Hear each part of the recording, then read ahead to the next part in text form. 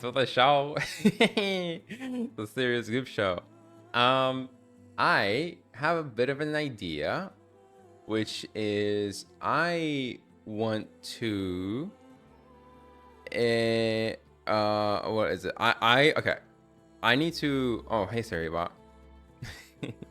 You're my friend. I would like you to not announce yourself like that.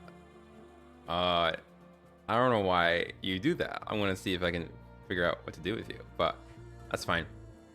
Uh, I have an idea, which is that I think I want to start my streams by actually playing some games. Because for me, the fun part is always the study, the practice. I love that part. I love that part. And the games part is less. That feels more like work to me, even though I like playing games. Um, I have an intention with playing games, which is that I want to. Oh, it's a little bit loud. I want to. Uh, what do I want to do? Oh dear. I want to get good at playing games while speaking. I want to be good at being able to, basically practicing speaking even when I'm doing something that is really demanding from me. That way, I can maybe cultivate something out of that. I don't know. I feel like that would be fun. Is basically what I'm trying to say. Yeah. Let's play some games. I think we're gonna try this. So we're gonna start with games, and then we're gonna, especially once I like warm up a little bit by speaking, and by trying to be myself a little bit, then I can transition to doing some other fun stuff. The things the things that I enjoy doing. What do I do? What do I enjoy doing? I enjoy drawing. I enjoy writing. I enjoy talking. I enjoy reacting to stuff. I enjoy being a dog. So I also think that like I don't want people to really associate me with being a gamer streamer either. But I do want to be a gamer streamer. I guess I should ask myself why I don't want that association. Like what's wrong with that association? There isn't really anything wrong with it. But I want to do so much. There's just so much that I want to do. I just also want to play games. That is also a truth of me. So I think this is like a good compromise. And that way I don't really have to like lead myself up or build myself up to do this. I can just treat this as my little like warm up exercise. So without further ado, we're now okay. All right, we're here. We're clear. We are gonna do the stinky. I'm gonna minimize the chat so I don't see myself. That way I can just try to remind myself that I'm a doggy. Is kind of the idea here. So let's start with this. We're just gonna do it. Again, I really don't know. I'm gonna put these away.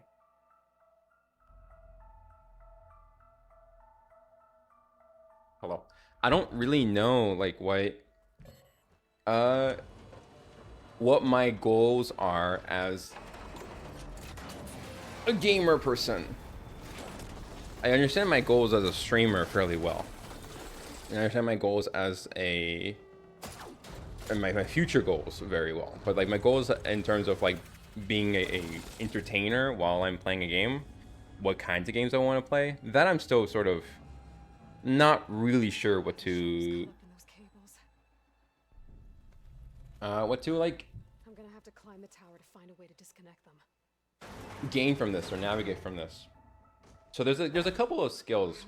Now I've spoke about this yesterday. There's a couple of skills I want to get good at, which is like I do want to be able to have conversations about whatever while I'm playing a game. I want to be able to observe what it is that I'm observing while I'm playing the game. And then I also want to be entertaining while I play a game. I do, okay, so there's 3 skills. There's a couple more that I'm thinking of. Oh, that's not what I wanted to do. I also want to Aloy, what are you doing? Oh, is that not a polecaster thing? That must be. Uh, while I'm doing something like playing a game, like games require so much immersion for me because I love getting immersed in a game. Part of my question is can I immerse myself in a game while I'm still talking and interacting? And what are the ways in which I can maybe do all of that at once, even though they're all conflicting ideas? They're all very much opposing ideas. But I think that's also, you know, that's part of something that is, I mean, that's just kind of what happens when you play a game as a career and not just as a like by yourself. Is you do have to sacrifice some of that, and maybe what you get out of that is better than what you had before, or worse, you know, depending on how you feel. And of course, I also don't have to do this for every single game either. Like Horizon is a great one for me to jump into this because I've already played so much of this specific game. I've never finished it. I played it on console, and now I want to finish it on PC, but I kind of have to start from the beginning. And I think I go up here. There we go. It's a game that I like. It's not a game that I'm absolutely obsessed with. I'm just gonna verify that I'm streaming. I am. Okay, hello. It is a game that I like. It is a game that I am very fond of. It just isn't a game that I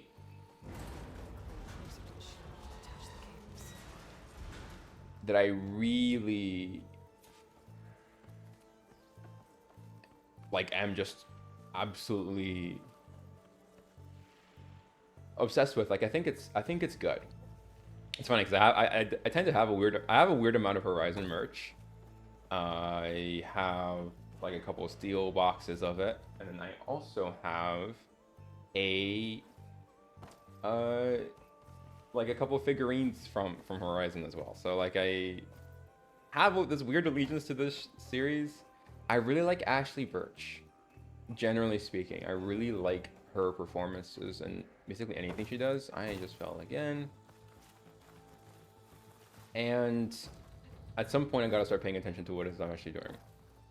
I really like her performances and everything she does.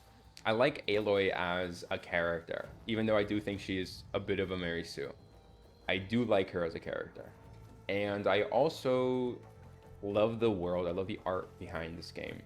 I don't have any of the art books, although I should probably get myself them because I think the art of Horizon is phenomenal. So I think because of those things, this might be a great game for me to practice streaming with. More so than like a game that, like a new game, I think is so hard to generate interesting reactions out of something that you've never seen before. You can. I just don't think the reactions are ever going to be really good. They can sometimes be more entertaining, but they're not going to be very quality reactions. When you have like the knowledge of foresight, it becomes so much easier to be able to say like why something works or why something doesn't work. And in this way, this game actually will get me to do a little bit of both because I played about half of this game. An ancient rickety tower with killer machines waiting down below. I was right. I'm turning back now. Where do I go? Up there. The one thing that I am concerned about is by, you know, really, because I am kind of, this is supposed to be a warm-up. I don't want to fire on all cylinders. I just have so much to say, and I do have a limit to how much I can come up with like interesting stuff to talk about or say. So by starting with a game, am I going to reach my limit sooner? You know, because games are still fairly demanding. And is the content that I really want to make going to suffer by starting with playing a game? And I guess I just have to remind myself that this is still a warm-up.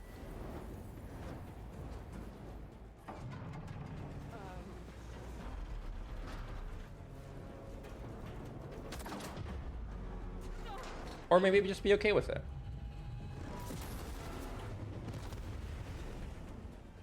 Something that helps gives me energy too is when I see chatters on stream. So once if/when that happens, then I don't really have to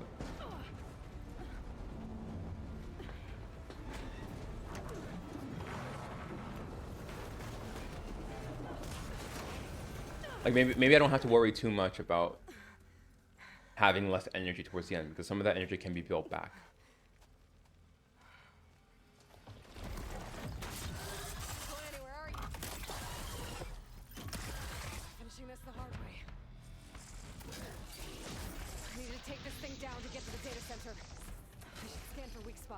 I don't think I'm going to be very good at being,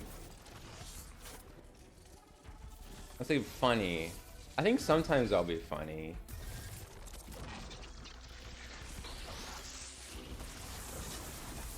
There's definitely something I care more about entertaining. Where's that weak spot? And that is to enjoy my time playing a game. And the thing that I really enjoy about games is I enjoy challenge. I enjoy story and I enjoy challenge. Kind of both of those things simultaneously. I have trouble, like, I like Elden Ring, but like games like Elden Ring, I mean like the Souls games, I like them, but they just don't have enough of a story to really grip me. And I think I'll be scrutinized for that because those games are, you know, they've got pretty good stories. And so what I mean by they don't have a good story is like they don't have like a narrative in a typical way. And maybe like games don't need that, but I need that. Maybe I'm not like, you know, maybe I'm like limiting what games can be by having such a strong preference. But I love a good story. I love a good clear story. I'm pretty stupid, so I want things to be spelled out for me. And that's part of the reasons why I like this game too. Although I would also say that, am I in ultra hard difficulty? I must be. Game. General.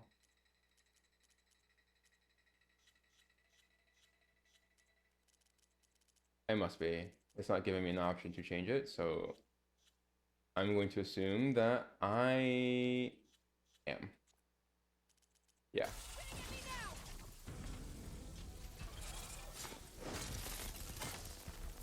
Alright, come on. There! These canisters are exposed now. I should aim for them.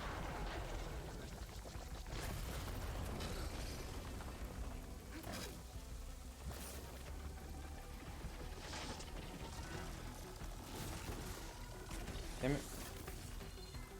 There's something off going on with the audio. Let me fix that.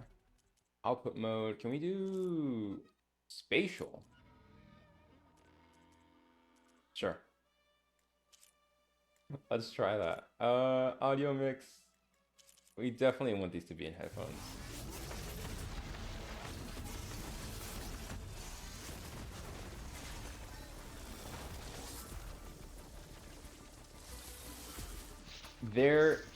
I think there's two types of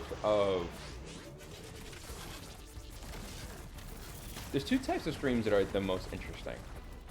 There's one where somebody is really skilled at something, and there's another where somebody is exceptionally poor at something. When you fall in the middle,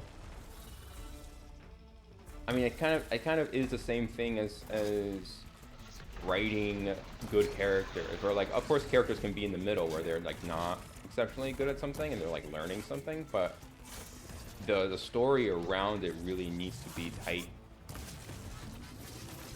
Like, they kind of need to be the main character, and the things that they are learning must be part of some sort of like theme. And so if I were to treat myself as a character, then getting good at games that, or playing a game, the reason for that, I think, must be very clear. in order for it to feel valid.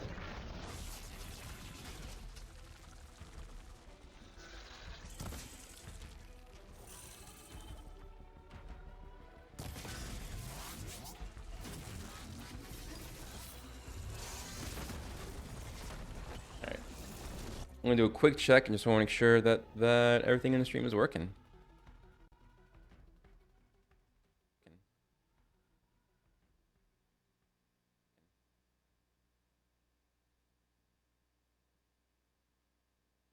Oh, hello.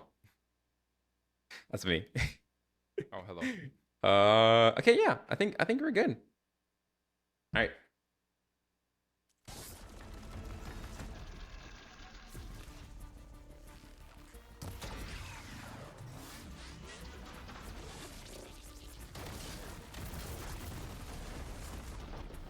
It's funny, you know, at one point playing a game as like the first thing felt like procrastinating. And I really don't see it in this way. And I think, you know, seeing it as a warm-up really does feel appropriate.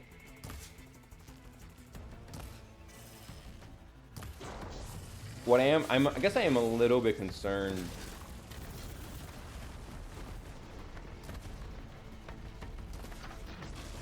I shouldn't be concerned. I should do things that are fun for me. This right now is fun for me. You know, as we sort of like get into streaming. I guess something that I am thinking about is I'm thinking about how I should advertise myself in other platforms. And here's the thing that I don't really want to do is I don't really want to advertise myself like as a streamer. I know that sounds a little bit weird because I'm trying to build a career as a streamer, but that's not really like I want people to be surprised by me. And I guess like a way to advertise is actually by making content. So we think of advertising as one thing, but there's like another way to do it, which is like, you know, essentially what guerrilla marketing is. It's by making art or telling a story that is like related to something indirectly and having like word of mouth. I guess that's not really guerrilla marketing, but that is a marketing technique. Because really, then I start to market myself as a person, not as a career. Like I'm not a streamer. I'm somebody who is doing the streaming. And the thing that I really want to accentuate, the thing that I really want people to understand about me is that this is not the end all be all. There is a much bigger path above that. And so I like streaming. I love streaming. Is that going to be like how much should I advertise myself as a streamer? And that I actually can't tell you. I actually don't know. But what I am going to try is I'm going to try doing something a little bit different, which is that I want to, like, in order to have like that word of mouth spread,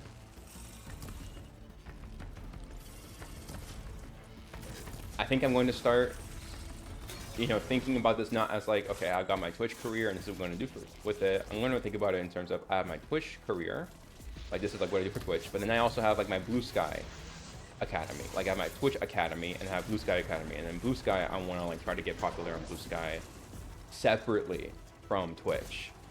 It is the real serious goof. It is the real serious goof. Hello, how's it going? I am thinking right now. I'm having some thoughts right now, which is that I am thinking about like exactly what the plan forward is for the Serious Goop Show. I'm gonna actually lower the volume a little bit loud for me. Pause the game. Okay.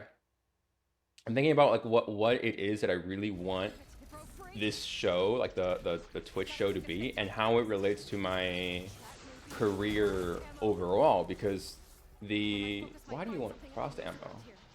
What?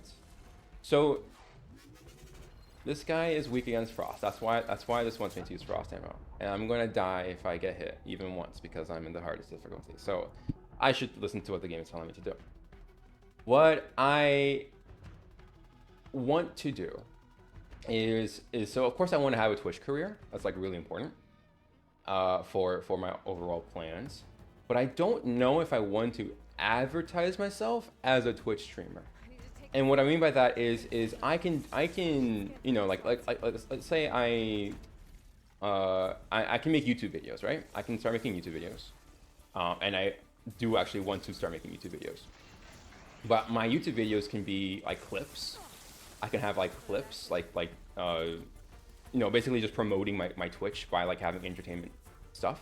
I can do that. That's like a very valid way of going about that. But what I really want to do is I really want to surprise people. I really want people to be unexpected by the things that I do and the person that I am. And so a second way of handling that is actually to start is to start making content on YouTube, for example, like separately from Twitch, and try to figure out YouTube in isolation and what works well on YouTube, and having the word of mouth sort of spread from that, because there's you know like if let's take like for example James Cameron. Let's take James Cameron, the you know the director of Avatar. If he started making a Twitch channel, if he started like a Twitch career, his movies are kind of the advertisement for his Twitch career. Like he makes these wonderful movies, and then people are like, wait, but he also streams on Twitch? What? And then they check him out from there. He would never need to advertise himself as a Twitch streamer. He just would start, and people would follow him. I mean, Masahiro Sakurai basically does the same thing, or he has like his YouTube channel, but he's also the main developer of Smash Brothers. Like he also is a you know he's one of the top engineers or designers at Nintendo, and he has like a fairly not like a super successful YouTube career, but like he has like a fairly successful one, because people just want to listen to him because they know him from other things. And so that's kind of the like that to me feels like a much more interesting way to market myself, because I really don't want to create clips. I don't want to do that. That's like so I look in two ways for writers on Twitch. There's streamers who write, and then there's writers who stream. Exactly. I saw your old video about art. It was well thought out. Thank you. Which one? Was it the like one of my Twitch ones? I did post a video, or like maybe like two videos on art on YouTube. Yeah. I started, so like at first I was like, I'm going to be just a YouTuber. That's how I started. And then I actually started streaming, and then so I sort of abandoned YouTube for a little bit. But like that kind of thing is like what I, you know, that's like what I want to do. Like I want to do like two very, like I don't want to just have my YouTube channel be, you know, like serious goob clips. I could do that. That might be fun, but I feel like it'll be more fun to just like try to figure out each platform independently. A lot of athletes are starting to also create YouTube channels. Exactly, like the or like like political figures. Political figures are just starting to make YouTube channels, and it's because they've grown this base from and the support from like other places, and so they are able to. Jason Schreier, a video game journalist, he just started a YouTube channel. Does not need to advertise it anywhere because it's Jason Schreier. Like if you know video game journalism, you know who Jason Schreier is. So that, you know, like as I sort of figure out like what is it that, you know, if I'm working in that lens, then I really ought to, I've said this before, but like I really ought to start playing games on Twitch. Like I really ought to follow that, because that is the language of Twitch. That is what people expect from Twitch. And of course you don't have to do that. There are many people who are very successful doing other things, like just chatting, or like mukbang stuff, for example. So of course I don't need to do that. But this is something that like really fits among Twitch as a service, as a platform, and it also helps that I love video games. Like I do really like big games. I like games enough where I can have like a you know, a very separate conversation about what I'm not doing at the same time as I'm playing like a pretty intense action game in the most difficult mode. Like this is a game that's like difficult enough where I get hit once and I'll die, and so I need to have very good video game instincts already. So like this is just like this is a good fit for me. This is a really good fit for me to at least like serve as a vehicle for me to really start engaging in thoughts and the things that that I like and the things that I actually like care about learning and exploring. What games to have the most hours in? That's a really okay. Okay. So if we're going by like what constitutes as a game, like if it's like an app on a console, then that's 2,000 hours on the Wii U internet browser. It's like easily the most hours I've had in the game. And then the second most is probably Overwatch, where I would say I brought like 800. So like these are like pretty good numbers, but they're not like, they're actually pretty low compared to a lot of people I know. Because some people have like thousands and thousands of hours on certain games. And I don't, because I actually like, I like playing games a lot. I get very, I get kind of like sick of, like I can't really play for more than like an hour and a half.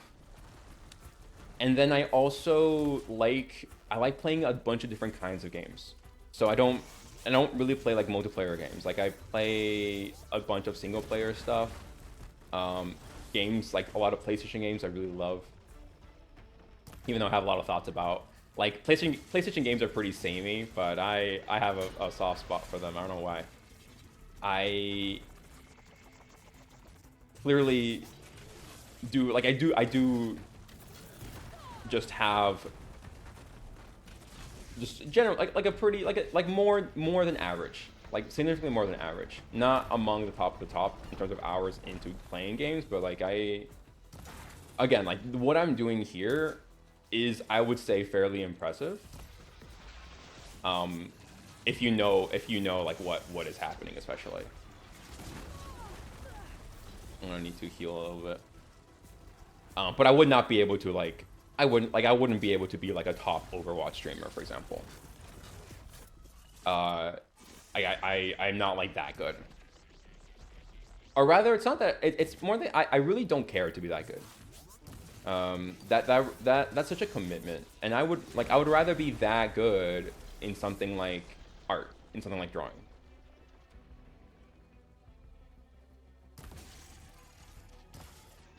Come on, I need you to die. Thank you very much. So of course the other thing to keep in mind too is that, like, because I'm playing in, like, because I'm playing in like the ultra hard mode, like I a lot of, like, this is a difficulty that I like to play in. Like I like to play in the absolute hardest difficulty a game can offer, with like some very few exceptions. And something that has really taught me is, it's really taught me, you know, how to value patience and figuring out different strategies for something. And I love it because it reminds me of art. It reminds me of drawing. And I also am forgetting that this guy is weak to this stuff. So, and then of course I'm going to miss because I suck at games. Come on. Oh, I noticed you said some stuff. I'll respond in a second. Come on, come on, come on. Oh, fuck you. Come on, come on, come on, come on.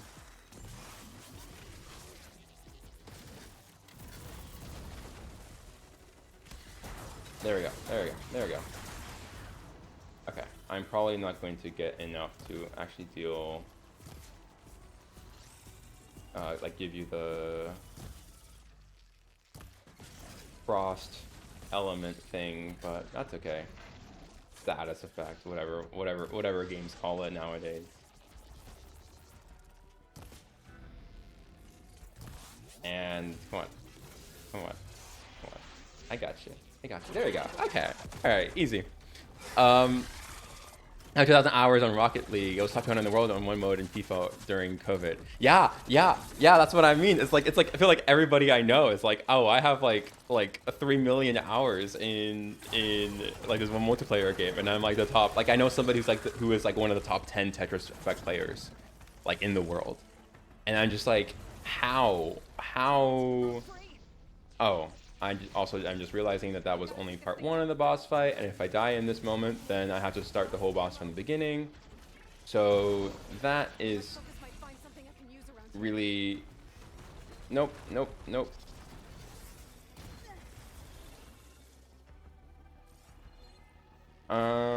This is unfortunate. I do actually have to concentrate on this a little bit. But like, yeah, it feels like most people just are like amazing at games, or amazing at least in one game. That is not. Like, I can't do that, and so that limits me in terms of like what I can do as a game streamer person, because this kind of, I guess, content where it's like very like nobody wants to watch a streamer who is just like average in most games. You know what I mean? Like people want to watch someone who's like exceptionally good at one thing.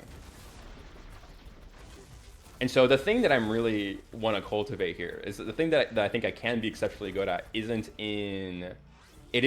obviously it's not going to be in games. Like I'm never going to be like the top game player, but what I can maybe do is I can be like a weirdly good conversationalist while I'm playing a game. Just like, is this like, I guess an enjoyable thing is like to just witness someone just like ramble while playing, because that I can do, and I think I can do that maybe like better than most people. Like, you know, if I can't be that funny, if I can't be that entertaining, the least I can do is just be completely paradoxical.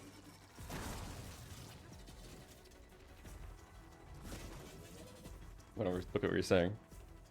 I really pay attention to what's happening on stream in any stream I watch. Yeah, no, same. Like it's and that's something that I've also been considering too, is like maybe because right now the focus of the layout is me.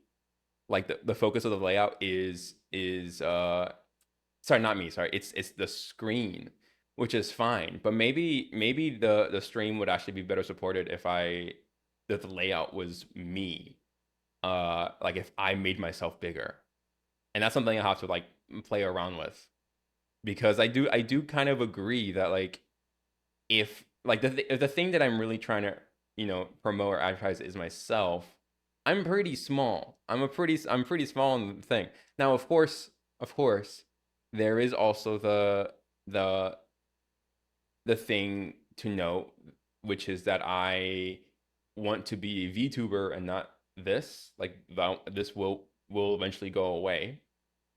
And so like what is like the more honest approach? Is it going to be to remove or to make myself bigger and to really like I guess promote my face myself, or should I promote the doggy more? And I think that's kind of a question. Actually, let me move this back so I can actually see the chat.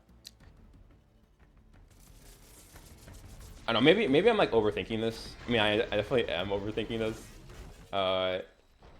I just also, I don't know, I think overthinking things is fun. Like this is an art form.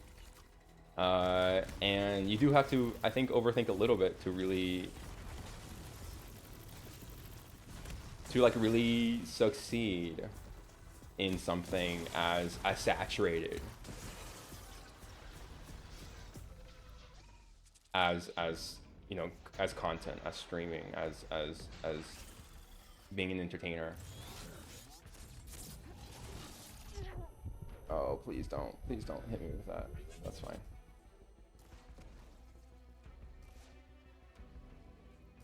So, yeah.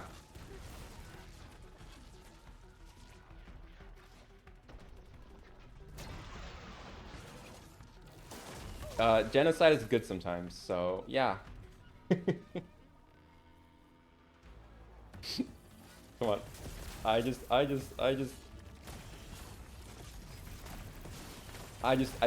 really just need you to die. I don't want to deal with you anymore. So I can actually move on to more interesting things like character design. Because I want to get to character design. But I told myself I'd finish this. Because here's the problem too, is that I have difficulty finishing games because I get bored of them or I just like move on or whatever. I don't really see a purpose in playing them anymore. And so I've had this game stuck in downloaded in my library for like years. And this game is like, it's like almost 200 gigabytes. But I never want to delete it because I'm always like, well, what if I still want to play it? And so I have this game just like taking up a ridiculous amount of storage on my computer for so long. I'm just like, I just need to finish it. Like if I can't delete it, then the least I can do is like actually put in effort to finish it, even if it's like a, even if it doesn't feel that productive. Although the great thing is that this actually does feel a little bit productive, which I'm really happy about. Because it does feel like I'm practicing some pretty important skills. Like I am practicing finishing my thoughts, communicating properly, avoiding using filler words, and then I have a little game I'm playing with myself too, which is I have a little vocab list. I'm starting with one word. I have a little vocab list of things of like, because I want to improve my vocabulary. So I want to like learn better words, and so I have a word that I'm gonna try to use if I can spot it, and the word is lozenge. Lozenge meaning diamond. It's like a diamond shape. It might be a French word. I don't know, but it's a word. It means lozenge. It's lozenge means diamond shape, and so I have that in my head. So I'm like seeing if I can spot any lozenges. Now I think I killed him. Oh thank God. Oh thank God. I Finally. I do I like this game? I don't know. You barely ever play single player games. Single player games are my lifeblood. But they are also To find another way there. like sometimes I feel lonely when I play single player games. And so and then also like, again, it's also like the feeling like productive or unproductive. At least like with multiplayer games, you're like always really working towards something. Yeah, like you're just that competitive element, which really I think just really works to make a game feel like there is that it impacts your life in a meaningful way, that is really serving something to you. And single player games can sometimes do that, depending on the type of person that you are. But I do really like a good multiplayer game. The reason why I don't really play them, if I can figure out exactly where it is I'm going to, the reason why I don't really play them is because I really enjoy like dialogue. I really enjoy like taking my time. I really enjoy failing. Is part of the reason I don't play a lot of single player games. Is I really enjoy failing. I really enjoy dying and then trying over again. And as it turns out, most of your teammates aren't trying to fail. Most of your teammates aren't failing. Most of your teammates are trying to win in a multiplayer game. And so it can I think it's sometimes a little frustrating playing a multiplayer game with me. Because I just do whatever I want. And I just like, for example, I don't know if you played Overwatch, but in Overwatch I like only play Widowmaker. And part of the reason why I only play Widowmaker is because she's not that great of a hero in all like she's really not that great. And so I can reboot God. I love that challenge of like going against a hero that is like really countering me and just trying to figure out like can I still win? Like can I snipe a tracer that is like sneaking behind me, for example? And of course I'll most of the times I can't.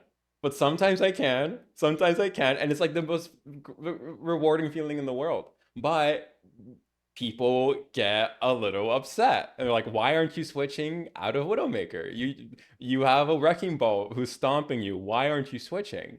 And my answer is just because this is fun. Like it's fun to overcome this challenge. I'm sorry.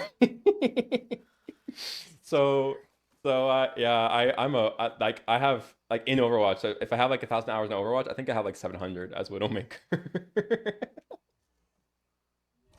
I love getting the shit beat out of me. I don't know. I think it's so fun. I think it's so fun to just, or like I also play Wrecking Ball sometimes too, kind of for the same reason, where it's like it's just the the odds are totally against your favor, and sometimes you still win, and I'm okay with like going through that 70%, 80% failure if I get to that 30%, like, or even 20%, just like that super rewarding win. And maybe that sort of like defines the type of person that I am too. 300 more hours until 93 9,300 more hours until you master Widowmaker. Yeah. Oh Jesus fucking Christ! Yeah, that's why I couldn't. That's why I had to stop playing that game, because I really wanted to get good as Widowmaker, and I just kept telling myself like, wait, what am I like? Like I could spend 10,000 hours getting good at Widowmaker, or I could spend 10,000 hours learning how to draw. And I think that one of those things, like when I say that, I don't mean that like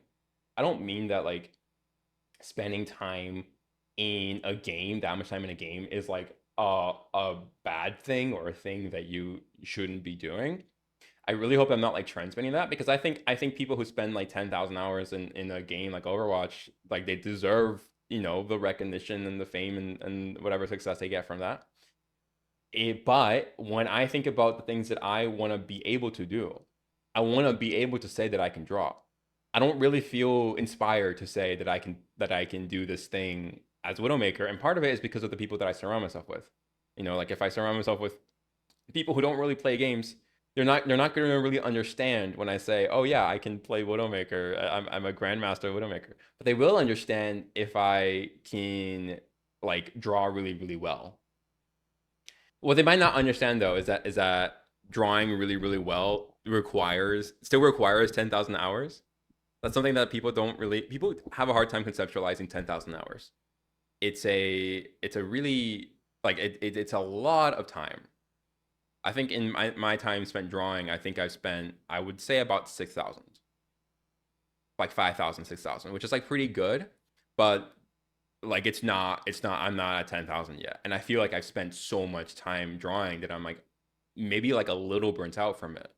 So to get to the 10,000 hour mark, like I have to like do something to really like set that into my routine for like the next like 5 years, and I don't really have that in me right now because I'm not that interested right now in investing so much time into art. What I am a lot more interested in, like I'm so interested in spending time investing time into art, just not at the rate that I was for so much.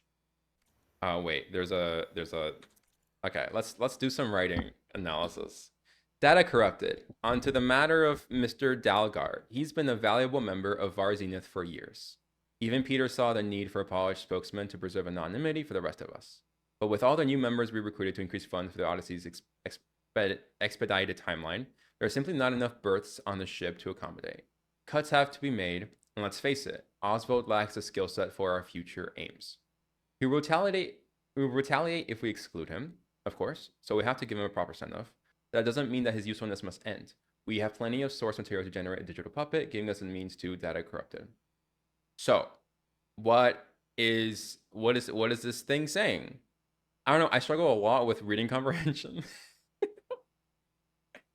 I'm literally a child. Like I have a lot of difficulties understanding something that I read. So I kind of want to practice that. Uh, so data corrupted on the matter of Mr. Dalgard. We don't know who Mr. Dalgard is. It's okay. He's been a member of a valuable member of Far Zenith for years. Far Zenith is just a project to like take people on to space.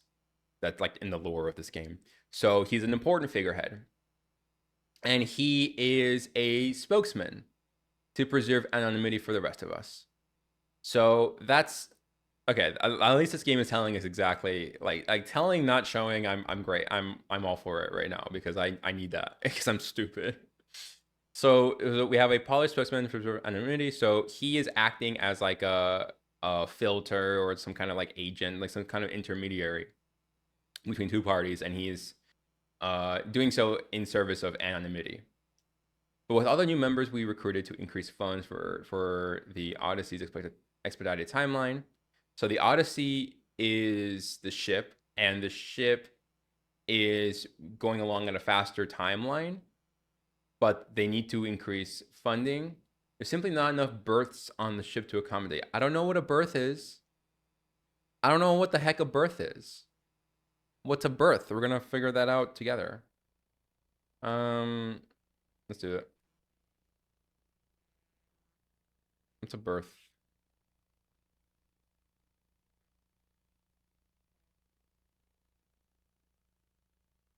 Define berth. A ship's allotted place at a wharf or dock. Okay. So it's where the ship will leave, I suppose. A fixed bed or a bunk. Oh, this might be it, actually. Or other means of fixed bed or bunk on a ship. So it's about that seems more right to me. Let's kind of figure this out. So they recruited new members for the Odyssey. So I'm assuming that their plan is to put all the people on the Odyssey, but then there aren't enough berths on the ship, so there are not enough beds on the ship. So cuts have to be made. So and Oswald lacks a skill set for our future aims. So this is a text about getting rid of Mr. Dalgard. He was not doing very good, or he was okay. He was like important at one point, and he was a spokesperson who was important. But now there's too much. He's getting laid off. He's just getting laid off. He'll retaliate if we exclude him. So we have given him a proper. So we have to give him a proper send off. That doesn't mean his usefulness must end. We have plenty of source material to generate a digital puppet, giving us a means to. So they're saying get rid of the guy. We'll replace him with the AI version of him. Okay. All right. That should I have struggled that much with that? I don't know. I just do. I just struggle with reading. I'm sorry. It's really hard for me. I learned that that's a lot of that see, but here's the thing too, is like I just sort of have to have faith, or I have to sort of have to trust that the writing is written well. I just sort of have to trust that, because if it's written poorly, then it would make sense why I don't understand it. But if it's written well, then the reason why I don't understand it right away is because I'm stupid. So I need like I could, maybe just written poorly, but this is like a pretty polished AAA game. A lot of the rest of the game is good, so I'm just going to assume that the writing has some degree of expertise integrated into it, so that some people knew what they were doing when writing some things here.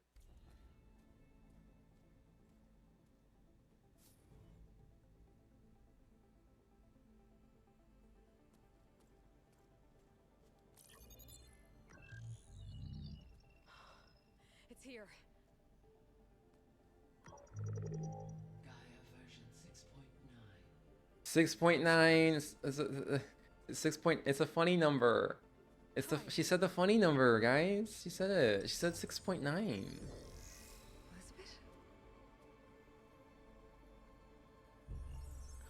Travestate. Now, what's this we got here? A Farzian's conspiracy to steal a copy of Gaia?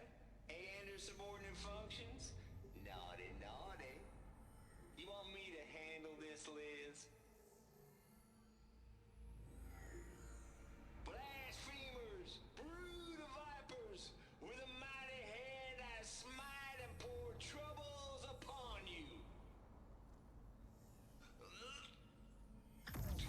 Well,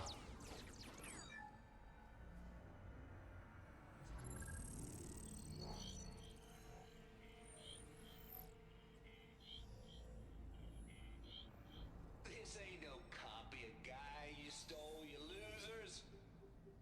But it's the mother of all logic bombs. So good luck repairing your data. And next time you start thinking you can outsmart a tape, this guy, I hate this guy. I do not like his hairstyle. I do not like his clothes.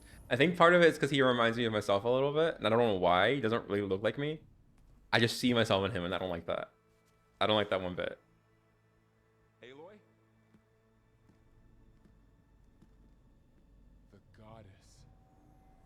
There is no goddess. I told you that already. That's not Gaia.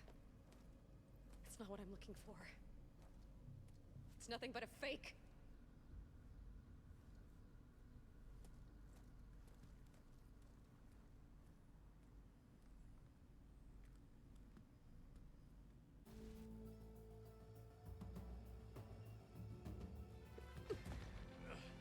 And they're climbing together.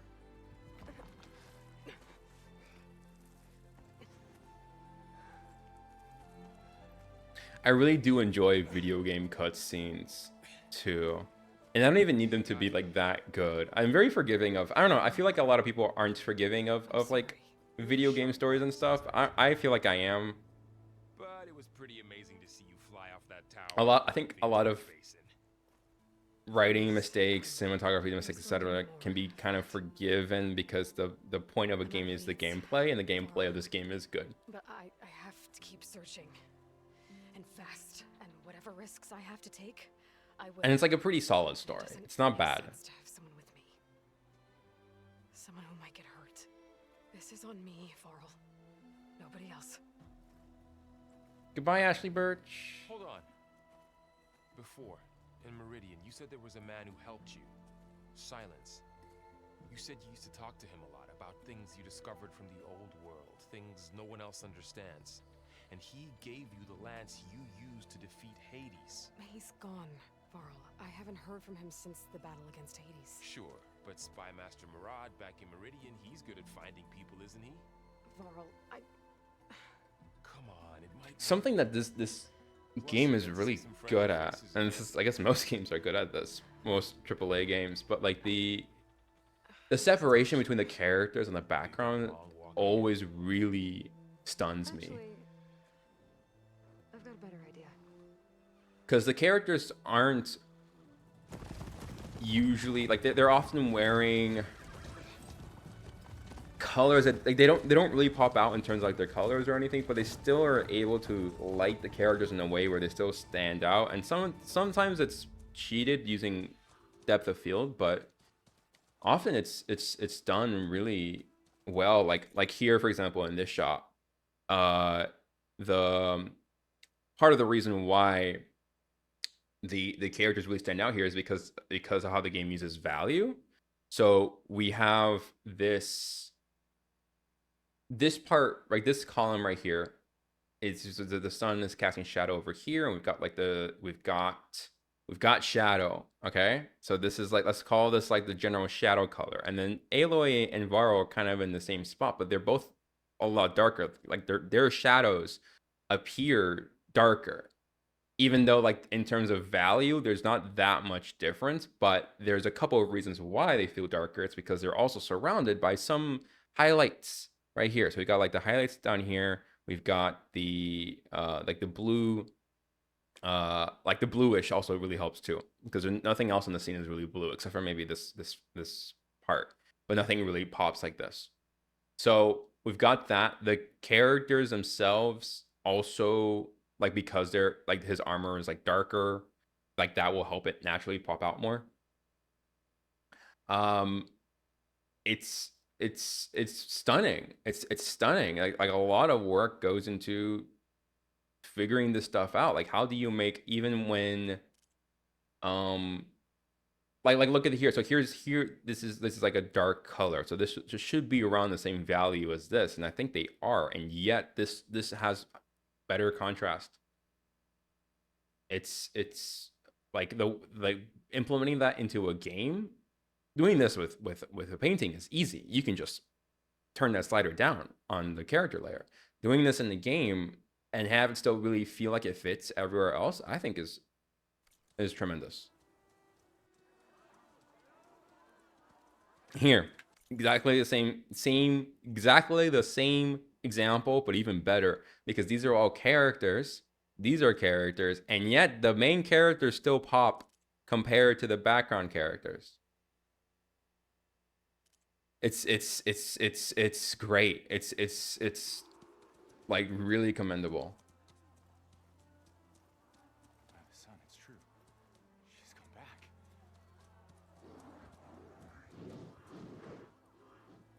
Bless us. So this might be something wrong with the audio. No. Why? The savior of Meridian has returned. I don't know why it feels kind of quiet. You saved them. Not yet. In the name of the Sun King of Vard, a royal welcome for the champion. Make way. Murad, Aloy has an urgent matter to discuss. Dashane, that makes two of us. I've sent forth hunters for weeks. To Sunfall all the way to the Sacred Land, searching for you. Something happened at the Spire. At the Spire. Come, We have to slay it. I'll show you. We have to slay the Spire. I'm so funny. Watch your step. You saved us all, to be sure, but we're still cleaning up the mess.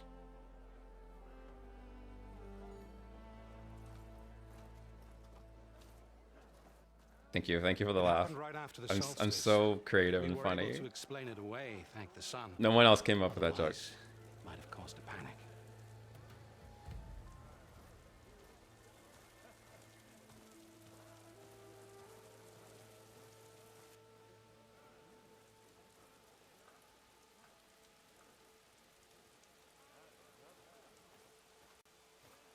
One night, for less than half a minute, it glowed an angry red. From Meridian, it looked like a trick of the light.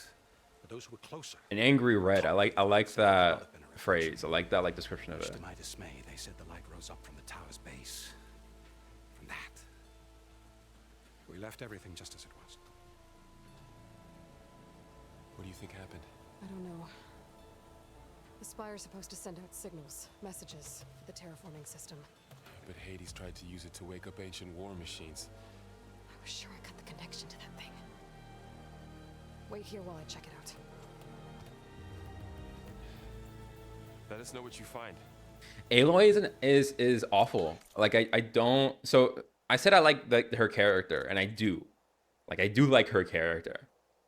Here's what I don't like about her character is that she's like kind of mean to other people, and because she is the savior. So this is the second game. In the first game, she like saved the world or whatever, and because she's the savior, people just like, and she's also the chosen one too. So people just kind of go, oh yeah, don't like they kind of forgive her, and I don't think they should. I think she should be struggling a lot more with forming friendships. Like Varro shouldn't be so just so willing to just sit by her and just let her kind of do stuff. I don't know. Maybe Varro has some other purpose that he's going on, but like the game, I don't really know if the game really explores that. Maybe it does towards the end, but like what I've played of it doesn't. And I like, again, I don't mind that she's kind of rude. I don't mind that at all. But like here, and by rude can mean a lot of things, but here it was like she was gonna go up there and he was like gonna try to stop her or like warn her or something, and then he like didn't, because she tends to react pretty poorly to when people try to look out for her, because she is like the she's like the badass. That's fine.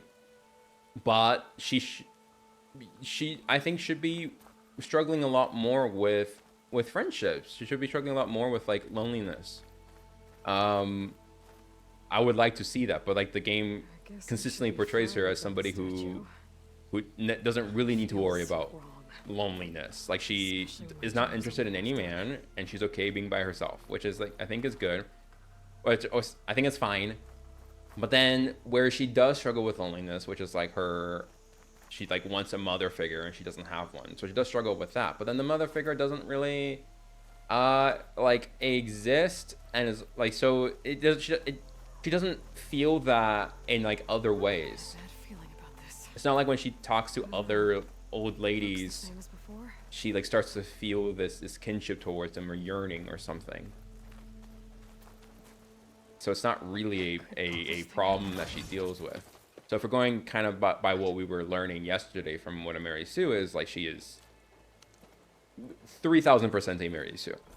I think she is not a, I don't think she's a bad character. I think she's fine. Like, I like her presence. I like seeing her on screen. It's just, I do think there are things that could be improved about her. She's also a video game character. So video game characters are pretty hard to nail.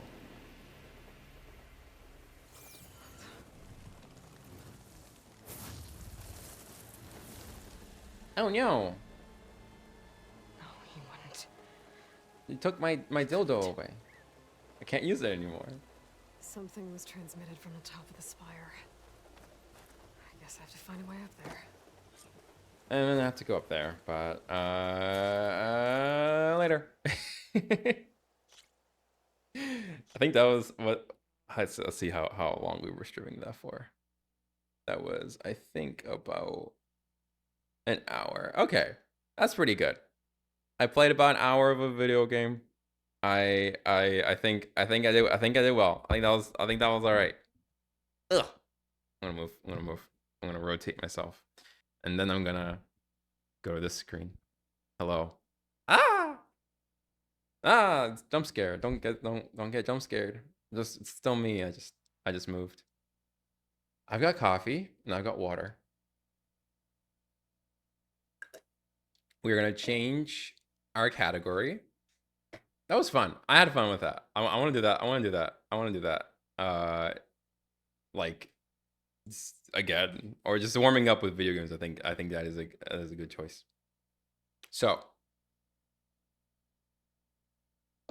what I kind of want to do is a couple things. I want to study some character design stuff. And then I want to set up the Discord server. That's what I got in the title, right? So that's what we're gonna do. We can kind of choose the order on this. I also got this little it's called Vocal Ease, and it's for your throat, so that when you speak a lot, this helps your sore throatness. I'm gonna use it right now.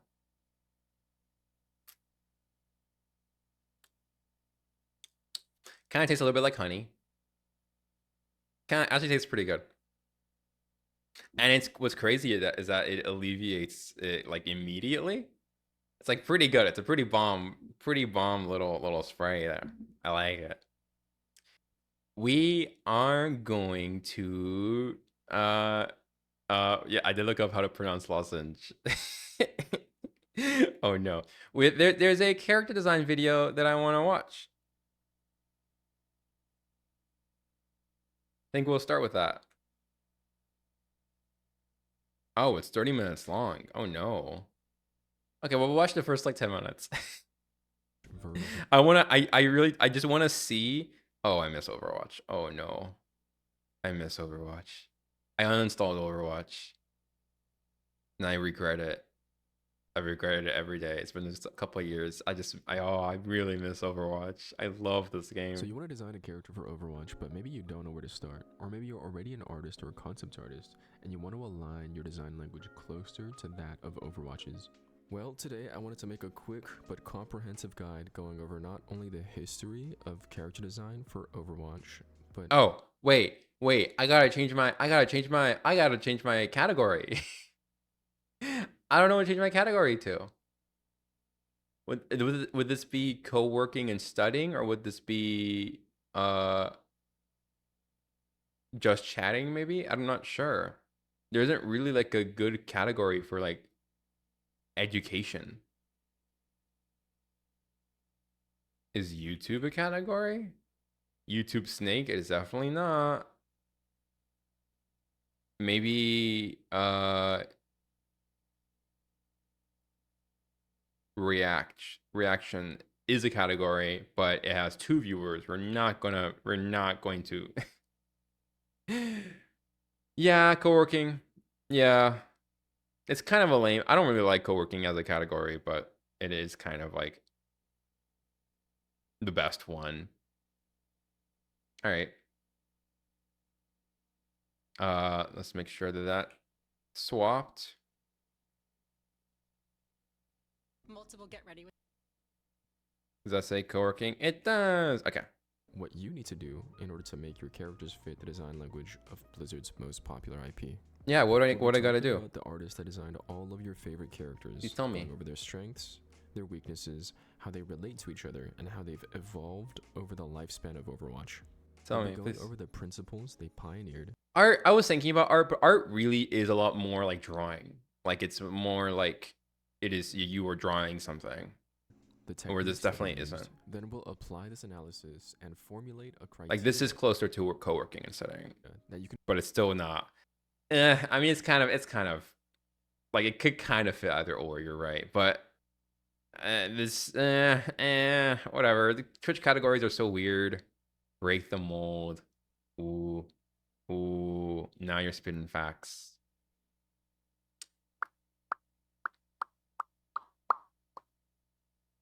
Should I break the mold?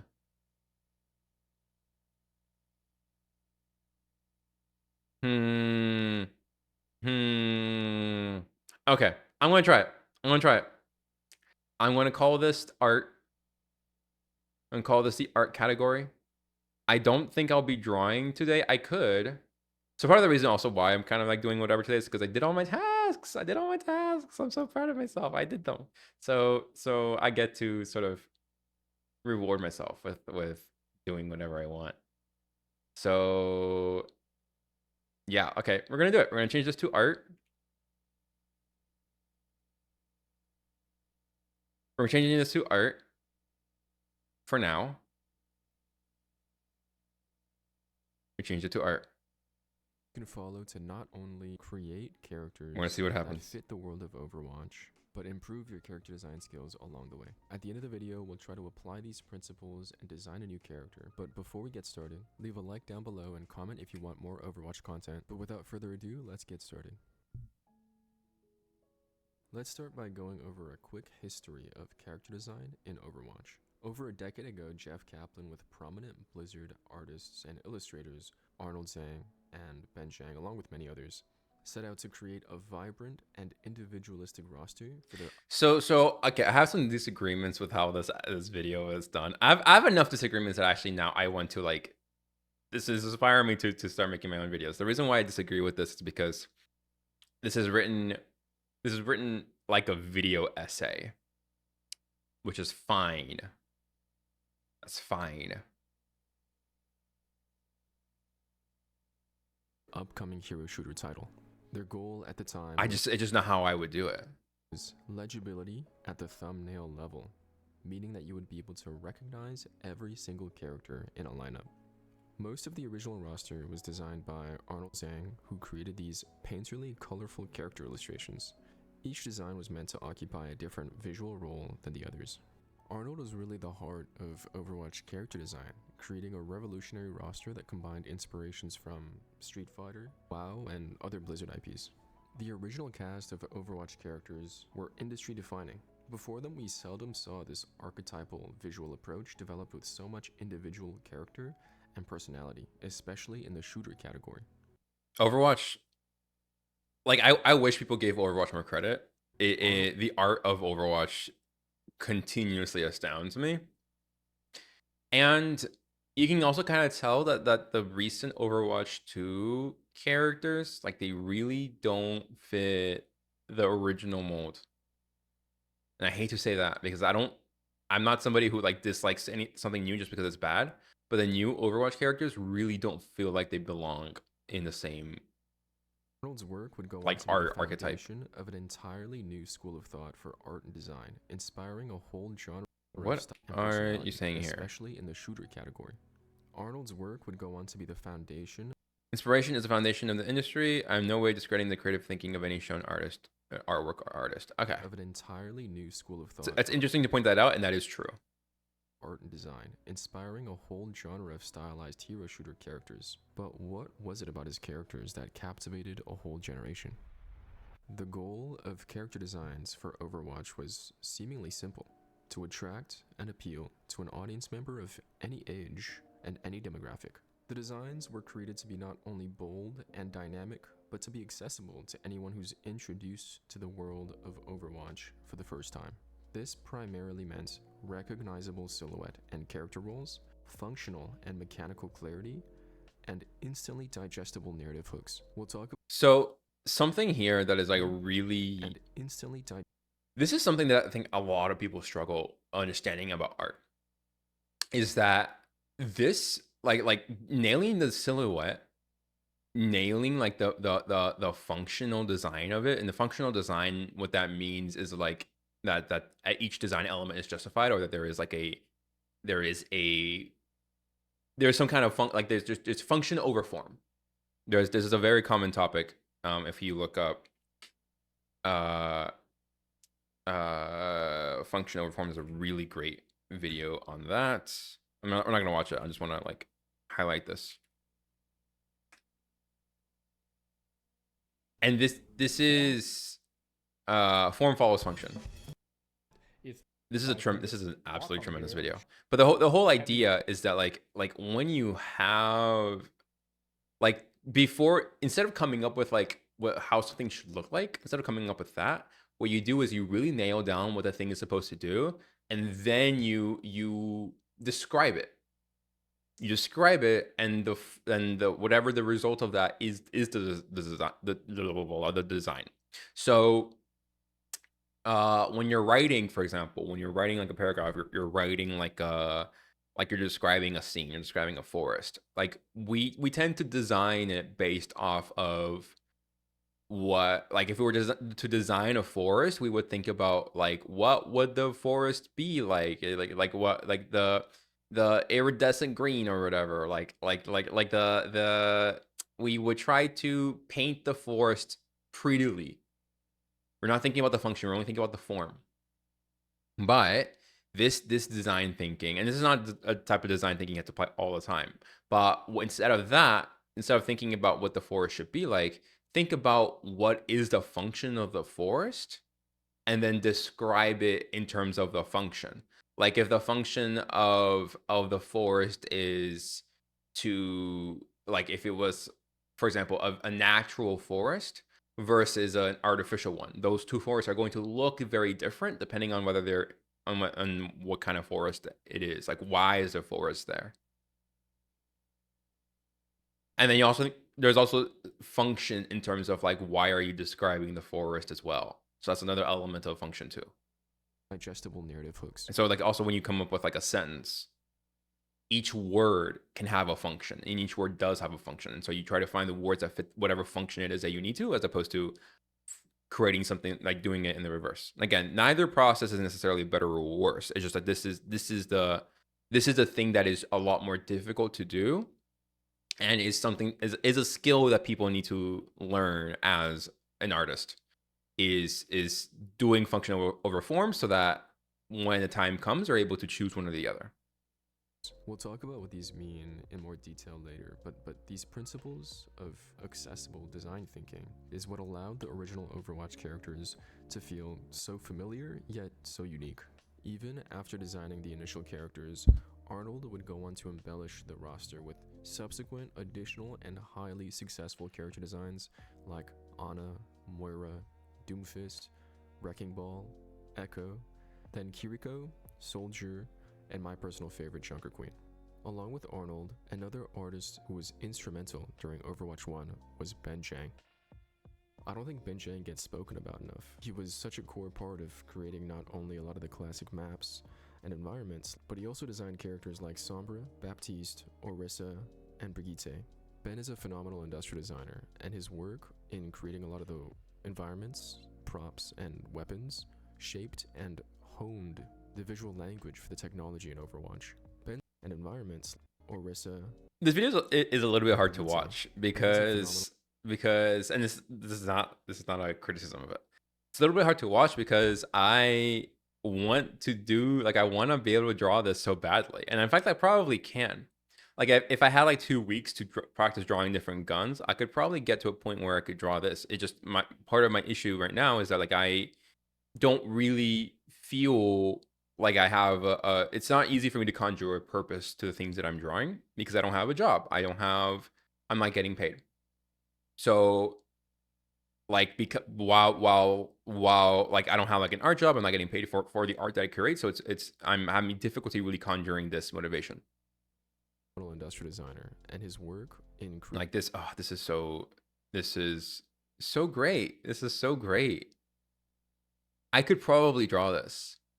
And I don't draw this because I am holding myself back in some way. But I probably, if I was okay with failing, did this about 8-9 times and really took it legitimately, took it earnestly, like actually try to problem solve things, I could probably do this. Props and weapons, shaped and honed the visual language for the technology in Overwatch. Ben's concept sheets were always some of my favorites, combining all of this painterly skill with industrial mechanical design thinking. Ben created a lot of our favorite skins from Overwatch 1. The art team at Overwatch would continue to grow, and it was during this time that we would start seeing the designs of more artists in the form of skins from the likes of Q Fang, Daryl Tan, both of whom would go on to become prominent figures in the design history of Overwatch. Some of the first pieces of design that we would see from Q Fang would be his skins for Overwatch 1's seasonal events, and it wasn't until 2019 that we'd see Q Fang's first character, Sigma. Q Fang would become lead concept artist for Overwatch 2, and go on to design characters like Ramatra, Ilari, and Mauga. To me, Q Fang's work really embodied the most polished version of the Overwatch 1 design philosophy, and he was really good at communicating these characters with overtly magical or supernatural powers, but weaving those functional ability interactions into the mechanical shape design of his character's costuming. Now, really quickly here, I do want to mention that going from Overwatch 1 to Overwatch 2, the team did set out to establish a different style guide for the character redesigns, and supposedly the characters that would be coming out past the redesigns. These new characters and these new looks would be cleaner, sharper, edgier, sleeker. Characters who previously had maybe different levels of technological advancement and culturally informed shape design were sort of streamlined into this consistent, similarly manufactured, cleaner, and more mechanically interconnected uniform. Again, we'll sort of talk more. Do you... Something that I think really goes underappreciated is just like how difficult this is. Like, you have to understand anatomy, rendering, lighting, silhouette, design, thinking. You have to understand, you need to have shape, like design library, like a visual library of like different kinds of design, like culture, like what exists outside. You need to be extremely knowledgeable in like so many different things. And I feel like that doesn't really get translated when you think about when we look at when we think about like a character artist, what does it take to be a character artist? And there's so many people who are trying to get into character art. But to really be here, we're at like the top of the food chain. You have to be smart. You have to be incredibly smart. Like one of the best artists in the world to be able to pull this off. This is like the art of games is really it's really like my strong suit in terms of just like the things that I really like care a lot about understanding, because there's so many different decisions that go into creating, like, for example, this design. Like how would you decide, for example, where to put these yellow highlights? Like right here. Oh, I can't zoom in. Okay, well, I tried. Maybe theater mode. And you got like yellow highlights over here. Like, how would you decide like where to place those? Because there are rules. There are things that people think about. Like, these are decisions that every artist needs to make. Is where do you put these? Why? What percentage compared to like the like the more like the gold? So here we're looking at a really clear example of what is like the like the golden, like big, medium, small. We got like the big shapes. We got like the medium like gold plates, and then we have like the bright yellow highlights. And the question is like how do you decide on the color? That the color of that is going to be informed by like, there's like a little bit of color theory, like culturally color theory. And so like I think a lot of this is inspired by like the like I think Reinhardt. Where's Reinhardt from? But like wait, let me actually look this up.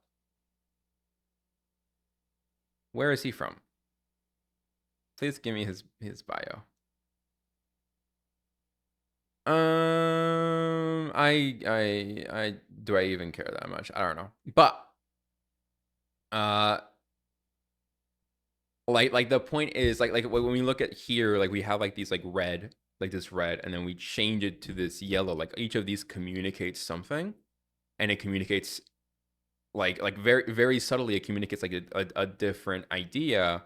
And you have to really understand like what effect your art has when you are like, when we look at these two characters, for example, this yellow guy, this guy on the left, he, because of the red, he feels more like a warrior, and on the right he feels like a little bit more of like almost like a, I wouldn't say like a support, which he's not a support, but he feels more like it's like a difference between like a soldier and a shield, like a tank, like um a like a vanguard, where his goal isn't really to be at the, like, he's not like the main killing machine, although he can kill, but he's really like he's a fortifier, right? Like that really tiny change can mimic so much. And we want to think about like why. Well, of course, like the color red is like kind of evokes blood, and so that's like a part of it. But then also be like it's like the two contrasting colors here. The two contrasting colors, like the yellow and the red, uh those I think suggest something that is more like attacking, like is more uh, aggressive. Whereas on the right, because there's only yellow, I think that evokes more comfort and more safety. Like you kind of know more what to expect looking at this, and you know a little bit less of what to expect looking at the left. Like you're not, like he could be a it's just hard to know exactly where his allegiance is. On the right, I would feel more comfortable with him. Or he could also be maybe more of like a police force type person, like some kind of like military agent. Uh, those really tiny decisions really add up and build up. So then, of course, that's not even thinking about like, okay, now that you have, like, you can create like this character, and you can kind of like the silhouette really figure it out. But then you have to really figure out what the, like the ways in which these shapes like flow together. Like you can have like if you think of drawing a character, like writing a paragraph, like sentences can flow together. Like there's like a rhythm to sentences, and then to create like a composition that feels nice, or the sentence can feel really jarring next to each other. You got to learn that exact same shape language. There's a language. It's art is a language. Like that's the easiest way to explain art and like how difficult it is. It's like it is a language. How would you describe this whole this in a paragraph in a way that is good? Like that like a well written paragraph, and that's like I don't know, that's pretty complicated. I think something that a lot of beginner artists struggle, like when they are struggling with a character, and they can't draw a character, they tend to think that maybe they are like a bad artist or something. And then my question to that is like why do you think any of this is easy and doesn't require like years of training? Like it's like complaining. It's like if you try to write a paragraph in Chinese. Okay? Like that's really what art is like. Is like you're writing a paragraph, okay? And of course the paragraph needs to be well written, and you already know that writing is hard. So it needs to be well written. But that paragraph is also in a language you've never spoken before, and requires dexterity and skills that you've never learned before. That's why art is so difficult. It's like it is just like learning a completely new language and then mastering that language. Cleaner and more mechanically interconnected uniform. Again, we'll sort of talk more about what this means visually later in the video. But for now, let's move on to Daryl Tan. So Q Fang left Overwatch in 2023, and it was after this point that Daryl Tan took over as lead concept artist. And thus we move into the final, most recent era of Overwatch. After Daryl took over, he would proceed to design the characters Lifeweaver, Juno, Wu Yang, as well as most of the Overwatch revamp characters. Daryl's earliest skin designs for Overwatch, I remember looking at those sheets and they always had a very comic book or, you know, very animation drawing type of focus on line weight and gesture. So it's no surprise that I don't even want to get into the fact that like anatomy and gesture alone take years to learn. when we started, Like if you want to be good, like very proficient as a character artist, you want to know anatomy like the back of your head, back of your head, back of your hand. You want to learn anatomy like the back of your hand, and this to be able to just know exactly where like all the muscles are, how they'll look depending on how the character is posed, having like poses and memorized, like all seeing this, a lot of his design work for these new characters, their design process. and you got to be able to do this in minutes too. Also Like that's the rate at which like each of these drawings probably must have taken like 20 minutes. That is the rate at which like a good concept artist needs to draw in. Embodied a lot of animation focused expression exploration, as well as incorporating a lot of personality and gestural drawing into the ideation process. Daryl is still currently the lead concept artist at Blizzard Overwatch, but throughout the recent years, a lot of artists have come and gone when it comes to designing characters for Overwatch. We had Kajun Wang, who designed the Kiriko mythic skin, as well as Venture. We had Kai Chang, who designed the Tracer and Orisa mythic skins, as well as Hazard and Vendetta. And we had Tina Wei, who designed the Juno mythic skin, and Freya. You'll notice for the history section of this video, I'm mainly focusing on the artists themselves and their work process. If you're interested in a more detailed hero concept history, there's plenty of content out there going over, you know, the characters individually. But the point of this for anyone designing I'm gonna skip a little bit. themselves, nuances, and each are their own rules. So without further ado, let's break down some of the consistent visual principles that we've seen throughout the designs of the characters in Overwatch. Now, as I mentioned in Overwatch 1 with the core roster, their focus was on building individually unique silhouettes and legibility between characters. This meant designing the outer, larger shapes always took priority over designing the inner, smaller shapes. The goal was always, you know, for you to understand the character immediately and quickly, making sure our characters' narrative hooks were bold and instantly digestible. This meant honing our narrative concepts into 2 or 3 core ideas or keywords. Visually, on top of just focusing on larger, chunkier concepts, into the Overwatch, on top of just focusing. This is I am emphasizing this part because I think this part's pretty good. All visual design choices must focus on highlighting these keywords. I like this. I like this as a tip. This is like a really great tip. And emphasizing these core ideas are always more important than personality or backstory ideas. Yes, this is the order. Like the world building story, all of that. When you're designing a character, and I really do think that this also goes into writing as well. All the flavor is in service of the big idea. Like how in a game everything is in service of the gameplay. And like yes, there are like I think people might get mad at me for saying that because there are games that like walking simulators. I love walking simulators. I love walking sims. I love it. I love, love, love, love. I love just like not having to like look at. I love not needing to think about the game and just like walking around. I love it. But walking sims are lesser games. They're lesser at being a game that's something that you play. Of course, like then like what is a game, whatever. But like they are like the a game that like if the walking sim has like a great story and all that, but if it had good gameplay, there would be a better product. Is how I would define it.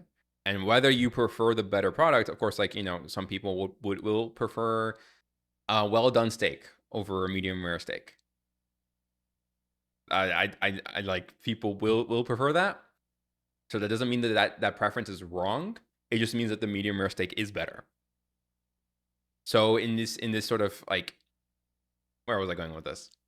Like there is a hierarchy to design. That's objectively a disgrace. Yeah. Like I was only yeah, exactly. Yeah. But like there are reasons why people would prefer well done steak, and I don't want to like, I don't want to take that away from people. But there is a hierarchy, and this hierarchy exists in like a game. Like the gameplay is king. Gameplay is king. Story is queen, but gameplay is king. In character design, the silhouette is king. Nothing else matters if the silhouette isn't well thought out and well executed. In writing, I suppose that the king would be. It could be like if we think about what is like silhouette in writing, that could be theme. I think it's theme. It's story theme, and like anything that doesn't like fit into that theme needs to be like taken into consideration, if not completely disregarded. So like if your theme, like I don't know if you've seen Severance, the TV show Severance. Yeah, better well done than raw. Yeah. Yeah, that's true. That's true. So in like yeah, I don't know if you've seen Severance, the TV show, but there is a really interesting fundamental question in that show, and I don't know if I want to. I mean, I don't. If you haven't seen it, you should see it. So I don't really want to spoil it, but it's not really a spoiler. It's just like it's just the theme of the show. The theme of the show is, I'm gonna give you a chance to mute the audio if you want to mute it. I'll say it right now in the next 5 seconds. The theme of the show is, can love transcend severance? That is the main question that the show is trying to ask. So if that's the question that the show is trying to ask, you can unmute now. I guess you can't hear me if you've muted. But like if that is the main question of the show, every other character is working towards that question. Every other side story is working towards that question. Like think of I don't watch a lot of TV. Then watch Severance because it's really fucking good. It's on Apple TV, so you'd have to pay for it. So or pirate it. The fundamental question of Severance is that, and every other story, every side story, everything, everything in that show, every other side character, they're all dealing with relationships and love. Because that is the theme of the show. So if that's the theme of the show, then they're like you get rid of everything that doesn't fit. And I think that's also why season 2 is a little bit worse, because it started to go into other questions that don't really relate to that theme. So if that is like the silhouette is like theme, then this is like I guess the same kind of idea here. Visually, on top of just focusing on larger, chunkier shapes, The core Overwatch characters were also designed with clear and understandable connected shapes. This meant if there was a joint, we'd understand if it was a ball joint or a hinge. And armor pieces don't float, they're interconnected with other shapes, so that we believe their attachment to the character. I mentioned this before, but in these choices, these characters felt like living action figures where just by looking at them, you'd immediately understand how they move and how they function. The less guesswork the audience has to do for how things function in our world, the less they'll question the stylization of our characters. Okay, this is such a big idea that, like, when your reader is reading your work, or when your viewer is looking at your art, they have to guess. There's always a lot of guesswork that is happening, because they have to kind of guess what, like, even if it's like basic, like if you present the color circle, like a red circle, if you present a red circle, the viewer has to guess, am I looking at a red circle? Yes, I am. Like, there's always that translation, there's always that filter happening. There's no like lossless conversion between an artist's input and the output. Then you need to make the bottle playable. Yeah. That's why character design is so fucking hard. Because it needs to be a character that it can be rigged and animated well, and then move believably. So so you're applying all of these things, like all these art fundamentals, and then you have to consider, okay, it also exists in a video game. It is an impossible task, and some people do it. So anyway, there's always guesswork that happens when your viewer looks at something, like at your work, and you want to give your reader as many context cues. I say reader, but also your viewer, your audience, as many context cues as possible, as many. So if you're designing a health guy, like a support guy, you want to add stuff to so that, you know, let's look at Ana, for example. She's a support main. She's a support. Ana Overwatch design. Let's look at her. Okay. How many cues do we have here for us to know that she is a support person? That she is a that she heals. She doesn't kill, she heals. How many cues do we have here?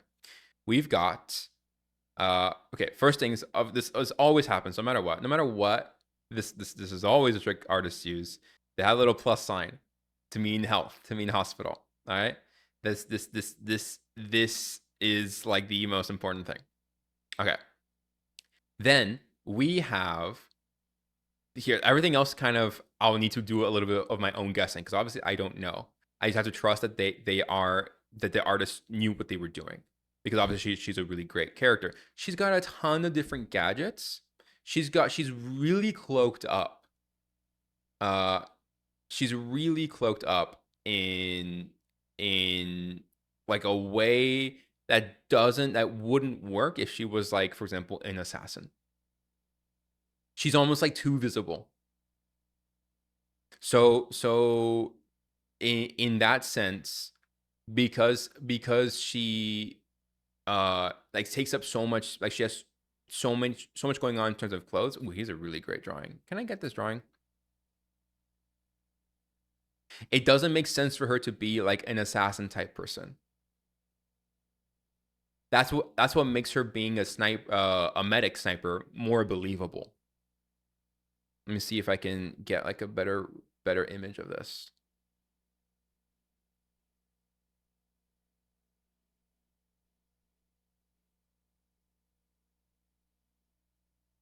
Okay, this is fine. Oh my god, what are you doing? Why can't I just get like a decent character design sheet? On an Overwatch character design sheet. Come on. Okay, there you go. There you go. This is about, like, oh, why is there a weird toe ad? Okay, whatever. Let's look at what other things we have here to sort of like make her more believable as a medic. I think her brown clothing really makes her feel less innocuous. Like this is very tame colors here. So we're not we're not camouflaging. We're definitely not camouflaging. The function of her clothes is to maybe like protect her from the sun.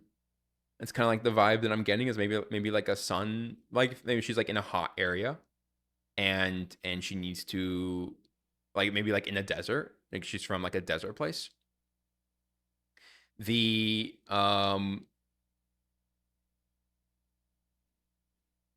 I'd say like the way that she is, there's something about her designs really is communicating to me like desert militia, desert tank. Some of it I think is the repeating patterns here, like the way these patterns repeat sort of remind me of military gear. The fact that she is so cloaked, she's cloaked, but she's also open. I think that's also why it's informing me that this isn't really, she's not really like in the winter. Although maybe some people might interpret her as this. But I also maybe there's also a part of me that, because I know part of her backstory too, that I know like where she grew up or where she's like from. But this makes less sense as like a winter gear, mainly because of how open like her arms are. Like she's not really covering her arms.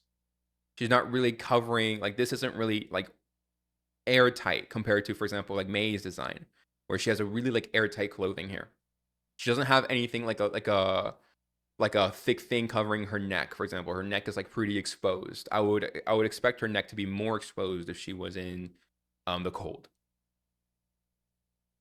She's also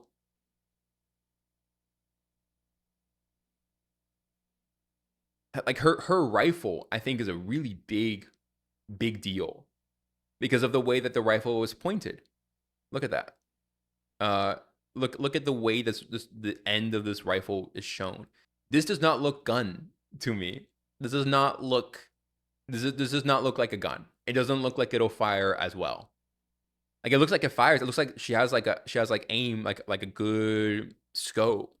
But this doesn't look like it's something that is like really made. Like this end doesn't look like it's made to kill. I've never really seen this design before, but I have seen this. This was like an enchufe, like this was like a power outlet. So now I'm thinking like, okay, there's some like kind of like utility to this, or maybe it like attaches to something. Obviously, that's not what happens, but like there is a function here that is taking away. The function of this design is that it takes away from the idea that this is a shoot to kill weapon.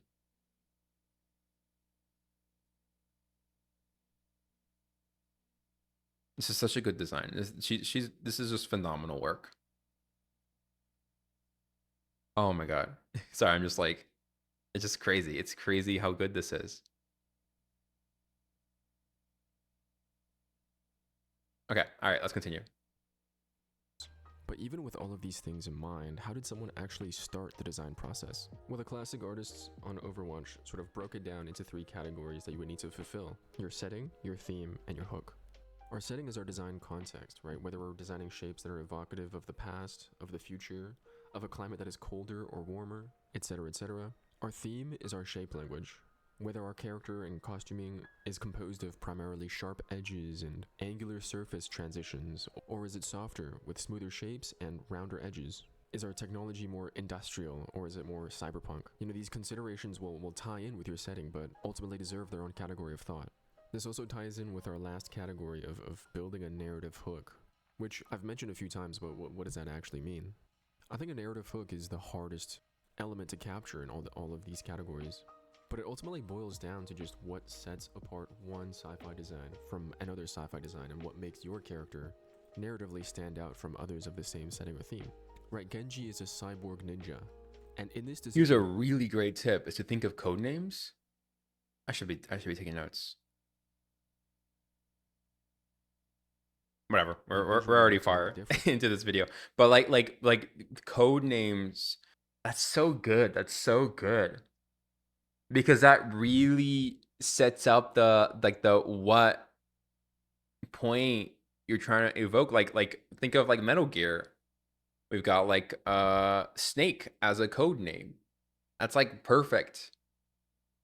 When we think of Widowmaker, like her code name would be like Spider. So then you know, something like that. Like that's just such a good way. Oh, that's so good. That's like phenomenal. Sorry, I'm like like holy crap. This is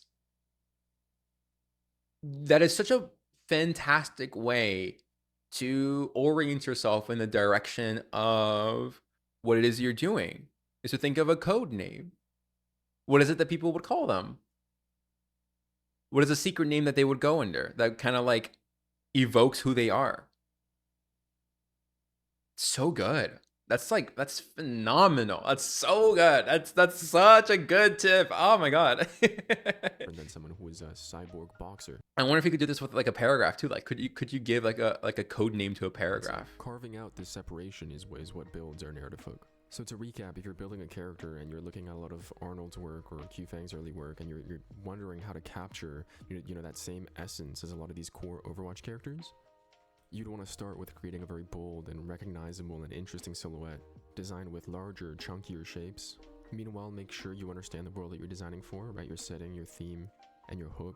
Can someone who is completely unfamiliar with your world recognize what era your character is in, the climate or characteristics of their environment? Can we understand if this character is a fast character, a slow character, a friendly character, or maybe an evil character? And is our shape language consistent with that message? And then, you know, lastly, do we understand what sets your character apart from others of the same world? Whether they're a hunter or a doctor, so on and so forth. Only once you've fulfilled these criterias can you start adding the fun stuff, like your narrative callouts, like maybe like a trinket that's important to your character's backstory or something like that. And don't, you know, start tacking on these things unless they're extremely visually important to your character's abilities, functions, and first reads.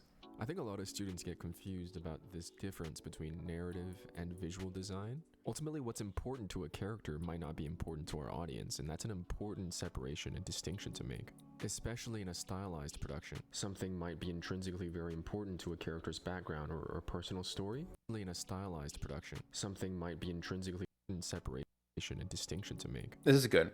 You can't justify designing like this by saying, but in my story, my character loves peanut butter. That's good. That's a really good tip. Especially in a stylized production, something might be. This video is fantastic. This video is truly is full of really good information. Intrinsically very important to a character's background or personal story, but it might not be the thing that our audience needs as a first read to understand the most about this character's function or role. When it comes to function as well, and especially when designing technology, and I suppose other things as well, but think about, you know, what is the bare minimum our viewers would need to recognize and believe the interactions of this tech. I see a lot of people get caught up in, you know, this machinery would require this detail to realistically function, but it really isn't about capturing realism, but rather communicating believability. We'll talk about smaller points and notes as we get to designing our character, but before we get to that, I do want to talk a little bit about the transition in design thinking as we went from Overwatch 1 to Overwatch 2. So, you know, as we talked about already, Overwatch 1 had these characters that had chunky shapes with whimsical designs that was spread across, you know, various cultures that brought in their own cultural influences. For Overwatch 2, the team wanted to really refine the costuming of the cast and streamline these elements into a more refined, edgy style, where, you know, what was once varying degrees of technological advancement and construction philosophies became sort of a streamlined, manufactured, mechanical costume. Direct visual references like patterns or cultural callouts became more abstracted. While this succeeded in giving our existing characters a much more refined, streamlined, upgraded look, I do think there's a weakness in this approach when you're releasing new characters, which is that any additional character that's added to the roster is not going to have an initial design context. It's cool to see a character that we've already gotten to interact with streamlined and upgraded into a sharper look. But when a new character comes out that we've never seen before, and, you know, we're abstractifying a lot of their cultural references, and we're streamlining a lot of their technological shapes with the existing cast. This is advanced. This is advanced. Like, how, like, if you're a beginner artist, how do you even communicate the difference between this and this? What set Like, what is the function here? Even I would have difficulty trying to like really explain that. Like, why is this more functional than this? And now that I'm like trying to like really analyze this, I can sort of see like some of the function that is lost here is like, for example, like I don't really know where these pieces are, like why these fit here. I don't really know like where, like this separation between this and this doesn't really make that much sense to me. Like this is like hanging off in here and doesn't really like land anywhere. Like this the white part of it is like this outer layer, this outer shirt or jacket or something, but it only like hangs out here, but I don't really see how it can attach to the rest of this. I can see these stuff now that I'm like really thinking about this, but like I'm doing a lot of guesswork. This is and don't, you know, this is story or something of call outs like really complicated. Wow. How would you even begin to describe this?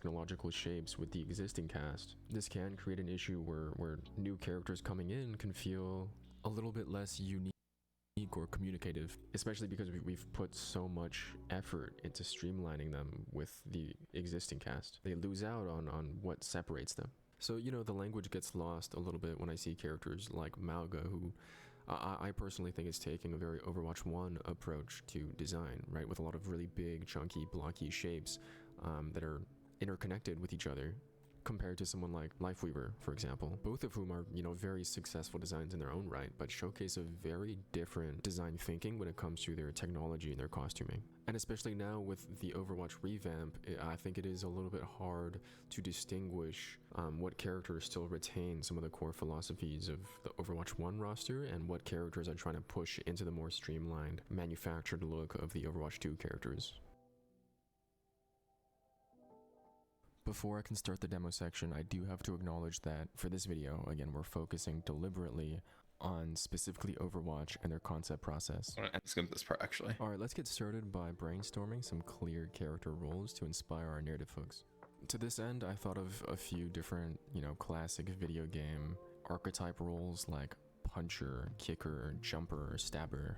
Ultimately, I landed on this jumper sketch with a distinctive leg focus. Given some of the discussion in my comments, I thought it would be an interesting challenge to design so much focal tech that is so far away from our face area and try to balance our read. A jumper character with a leg focus made me think of rabbits and bunnies, so I immediately added these bunny ears as part of my silhouette call out and decided to use a lot of round. I just came up with an idea that I want to do. I want to turn Overwatch characters into animals. I want to do that. I think that'll be a good way for me to also like really get inspired by the visual library of Overwatch. Like I want to turn Tracer into an animal, for example. I want to turn into a cat. And I don't mean a 2-leg cat. I mean a 4-leg cat. And I want to see what she looks like. Shapes. In my exploration, I had these circles connected to my weaponry, so that looked a lot like a Tommy gun. And I ended up wanting to design like a mobster bunny kind of a character. In the very beginning, you see me struggling to flesh out these leg armor shapes here. Usually when a character or a skin is designed, there's over a week of just Soldier to the cat treats, I've got you in my sight. ideating in early sketches and, you know, going from version to version of different options for shapes and things like that. But I don't want to spend too long on this, so, you know, I set a timer for like 2-3 hours and I'm just ideating as I draw. I should have pulled up more reference as well, but for the leg and tech designs, I See when she loses 1 or 9 lives, heroes never die. Heroes never die. Heroes die nine times. But I think here, I would probably do different animals per. Let's look at this actually. I think this will be fun. I think this will be a really fun project for me. Let's do Overwatch cast.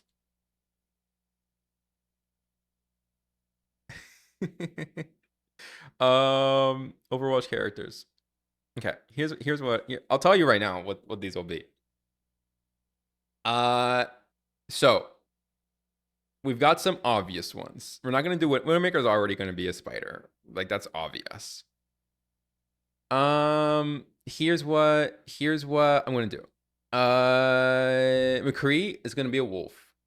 1 million or a coyote. It's gotta be some kind of canine. Cause McCree, I think I've seen like weird like fan art of McCree ex Hanzo, but McCree is a werewolf. And I don't know why I love that. I'm gonna stick with that. Hanzo is going to be the same species as Genji, so he's gonna be, I think, a ooh. Should they all be dogs? Should they all be dogs? No way. No way. Hanzo, I think Hanzo could be. You know what? Let's make them all dogs. Let's call them Let's call it Overdog. Overdog. Just turning them all into dogs. Let's do that. So Hanzo, I would see him as. Ooh. I mean, I could make it easy for myself and just say that they're all from like whatever, like a Shih Tzu. What's Winston gonna be? Winston's gonna be also a dog, of course. He's gonna be a, he's going to be what's the most gorilla looking dog? A pit bull? No. He's got to be like a Great Dane. He's got to be a Great Dane.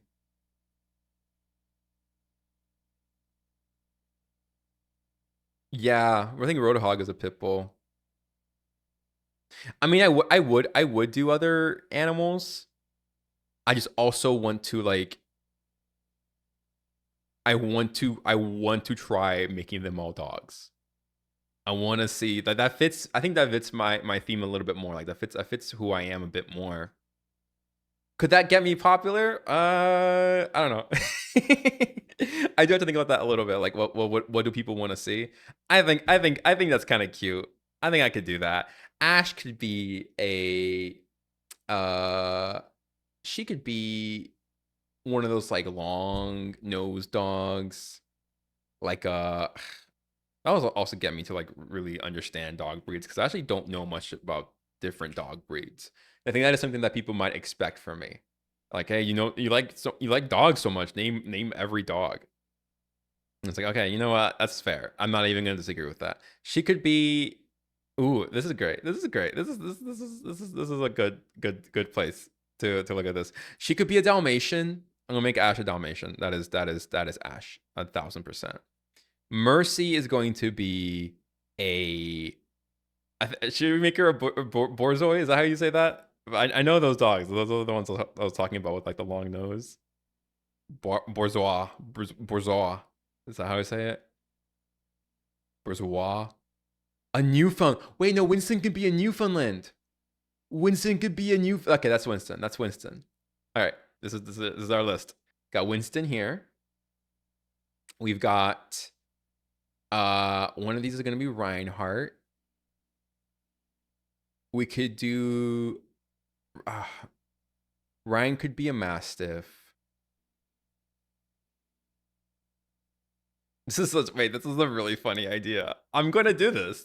I'm going to do this. This is, I think, just going to help me be a better artist. And then I can like forgive myself for not like understanding or not being that great of a designer because I don't have to do my own design. And I can sort of learn about design by trying to translate these shapes. Because like, how do you translate these shapes into like a dog language? Like that's like actually like that's pretty hard, actually, to like put these into a dog body. But then at least I don't have to think about like designing my own thing from scratch. This is like this sounds fun for me. I'm gonna do this. This is you're witnessing me come up with a project idea in real time. Let's do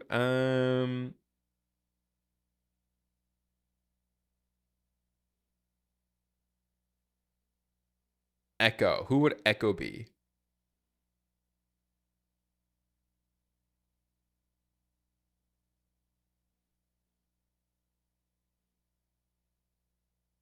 She's got to be something like this.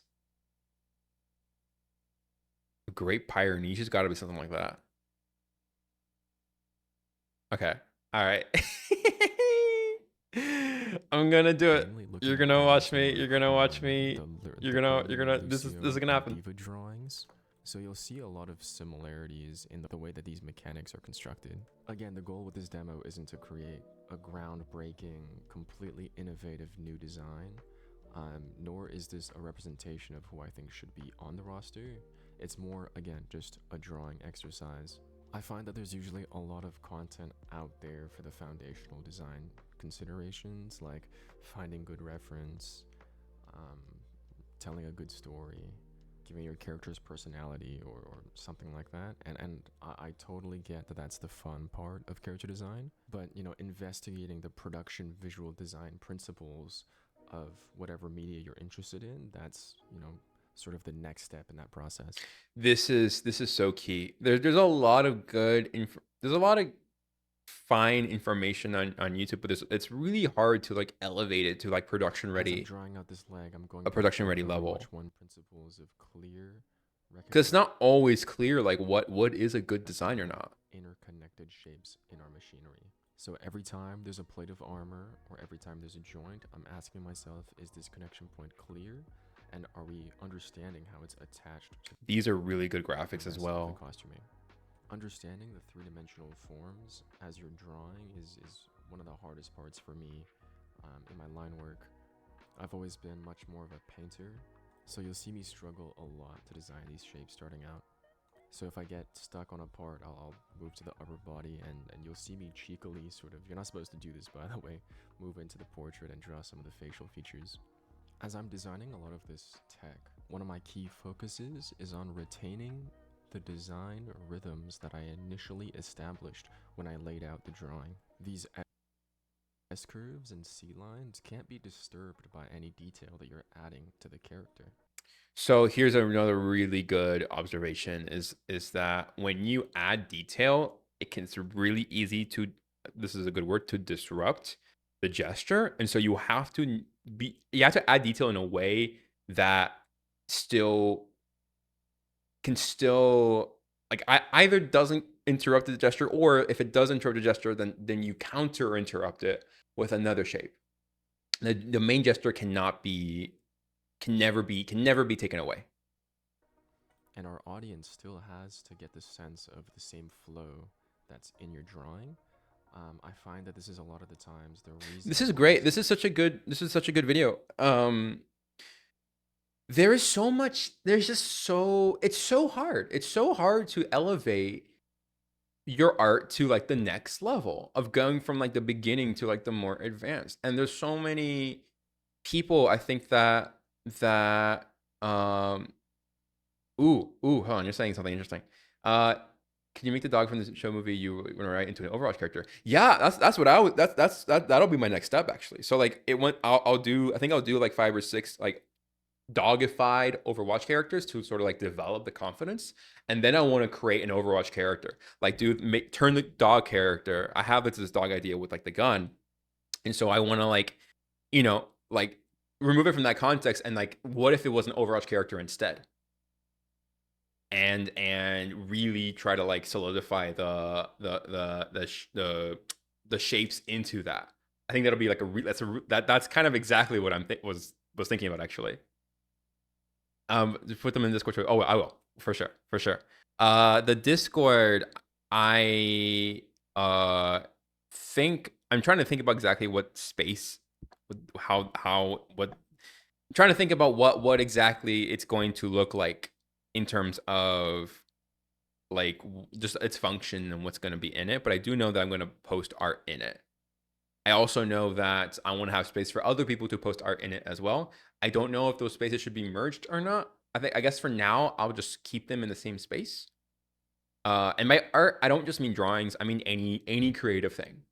So art, writing, whatever it is, like any creative thing, I want to have space for people to be able to like share their creativity.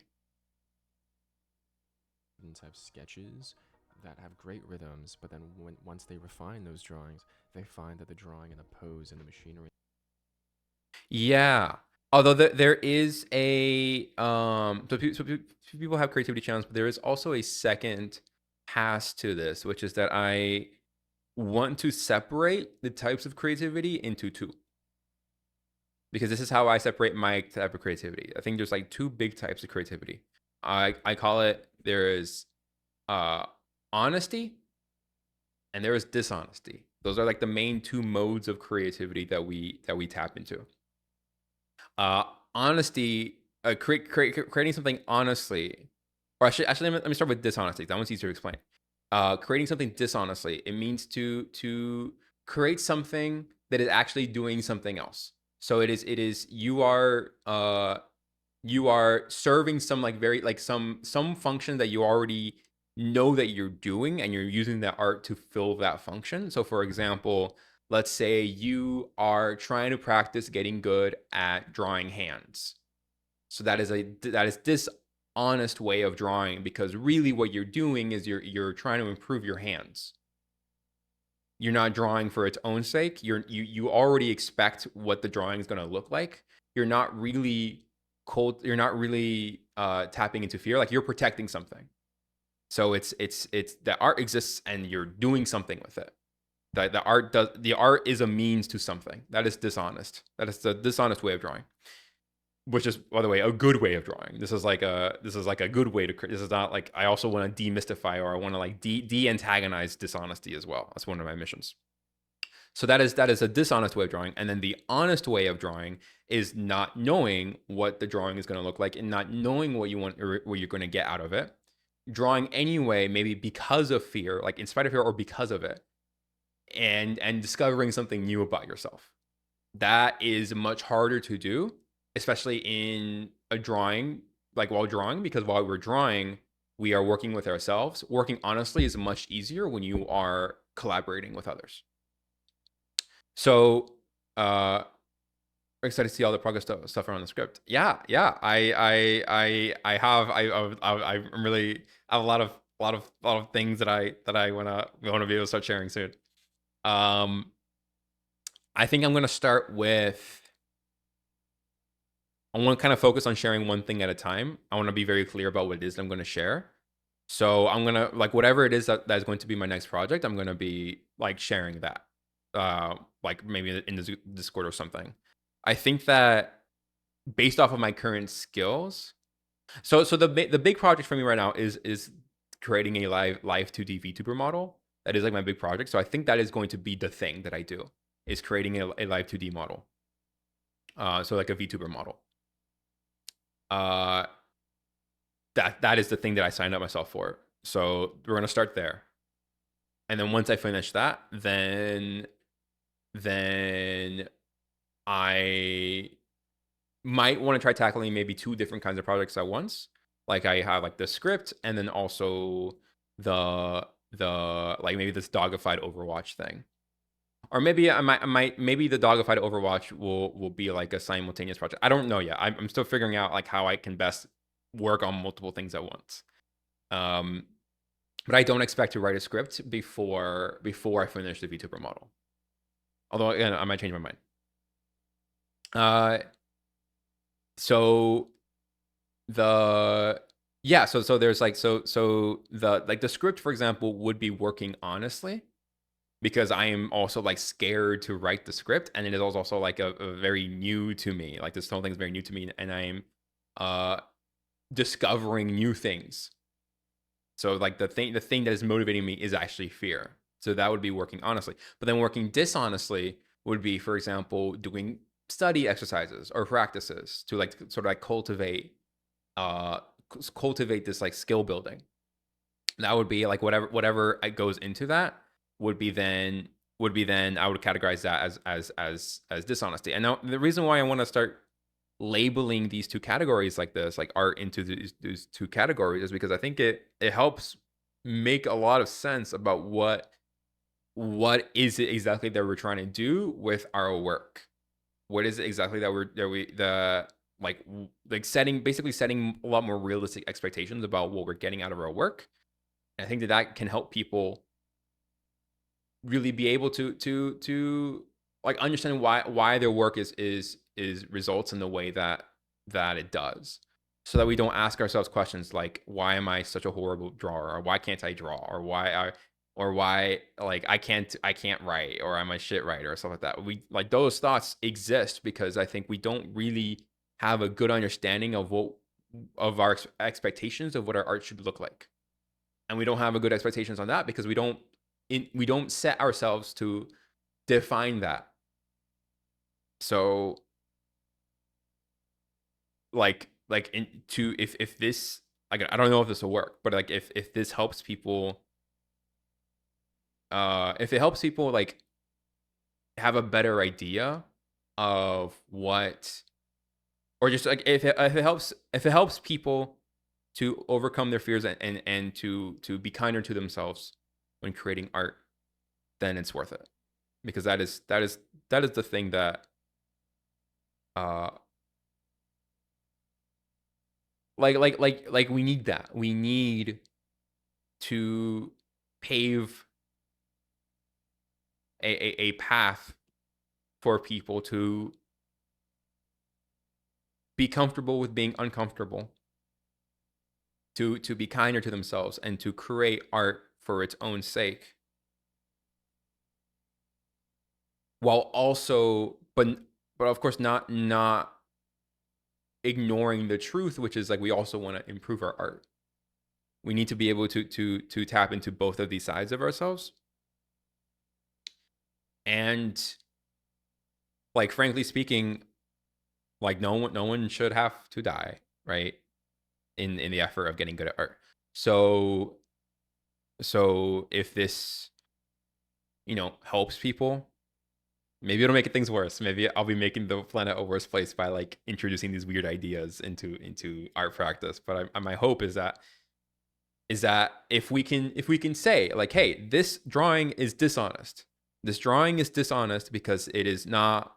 I am not like tackling fear with this. I'm not learning something new about myself. I'm making this drawing because I'm trying to cultivate this specific skill.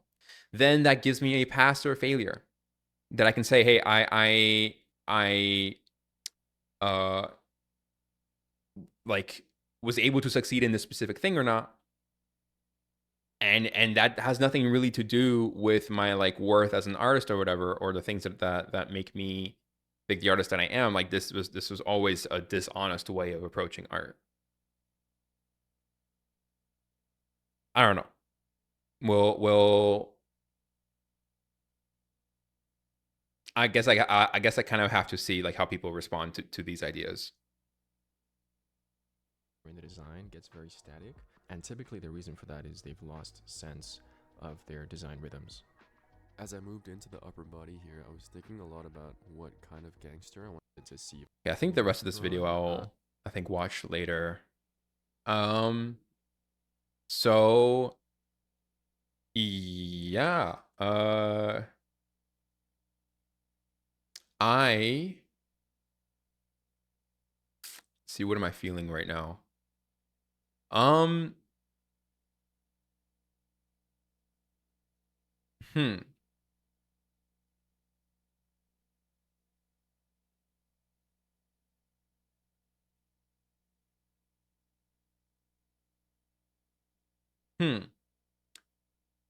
What am I feeling right now? I do want to set up the Discord stream. Sorry, the Discord server. I think that I am going to end the stream right around 45. Yeah, no, you're right. That's what I should do. Should I? Okay, I was thinking about maybe ending the stream because I want to stream later tonight. I want to like, I guess like maybe whenever I feel like it. Yeah, no. Thank you for tuning in. This was fun. I think I'm gonna end the stream for now. I know I'm like could raid out. I'm not sure how to do that. I'm not gonna show. I have absolutely no idea how to do that.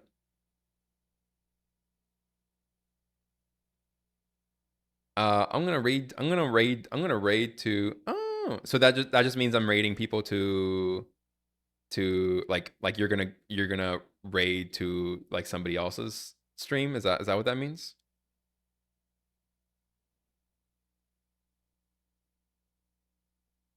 To the stream. Okay, got it. Does it do it immediately or only when I end?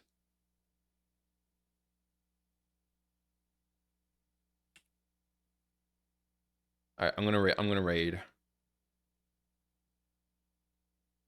Okay, I'm typing raid floating bento box. And then what else do I type? Do I just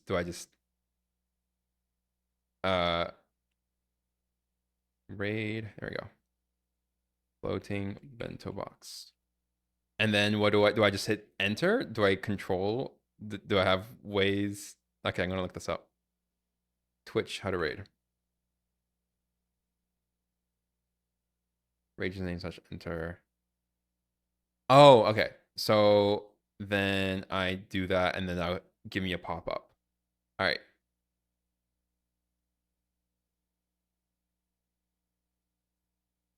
Okay.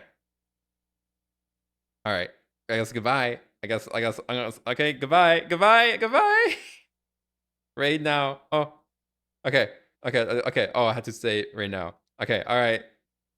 Oh no, I'm sad now. Oh no. No, I'll come back. I'll come back later tonight. If you're still up, and I'll be back. I think I'm gonna do some art tonight. I think I want to do that. So yeah. I'll see you maybe hopefully around or maybe not. If you're awake. If not, then I'll see you tomorrow or something. I don't know. I don't want to say goodbye, but I think it's the point of the stream. So all right. Bye.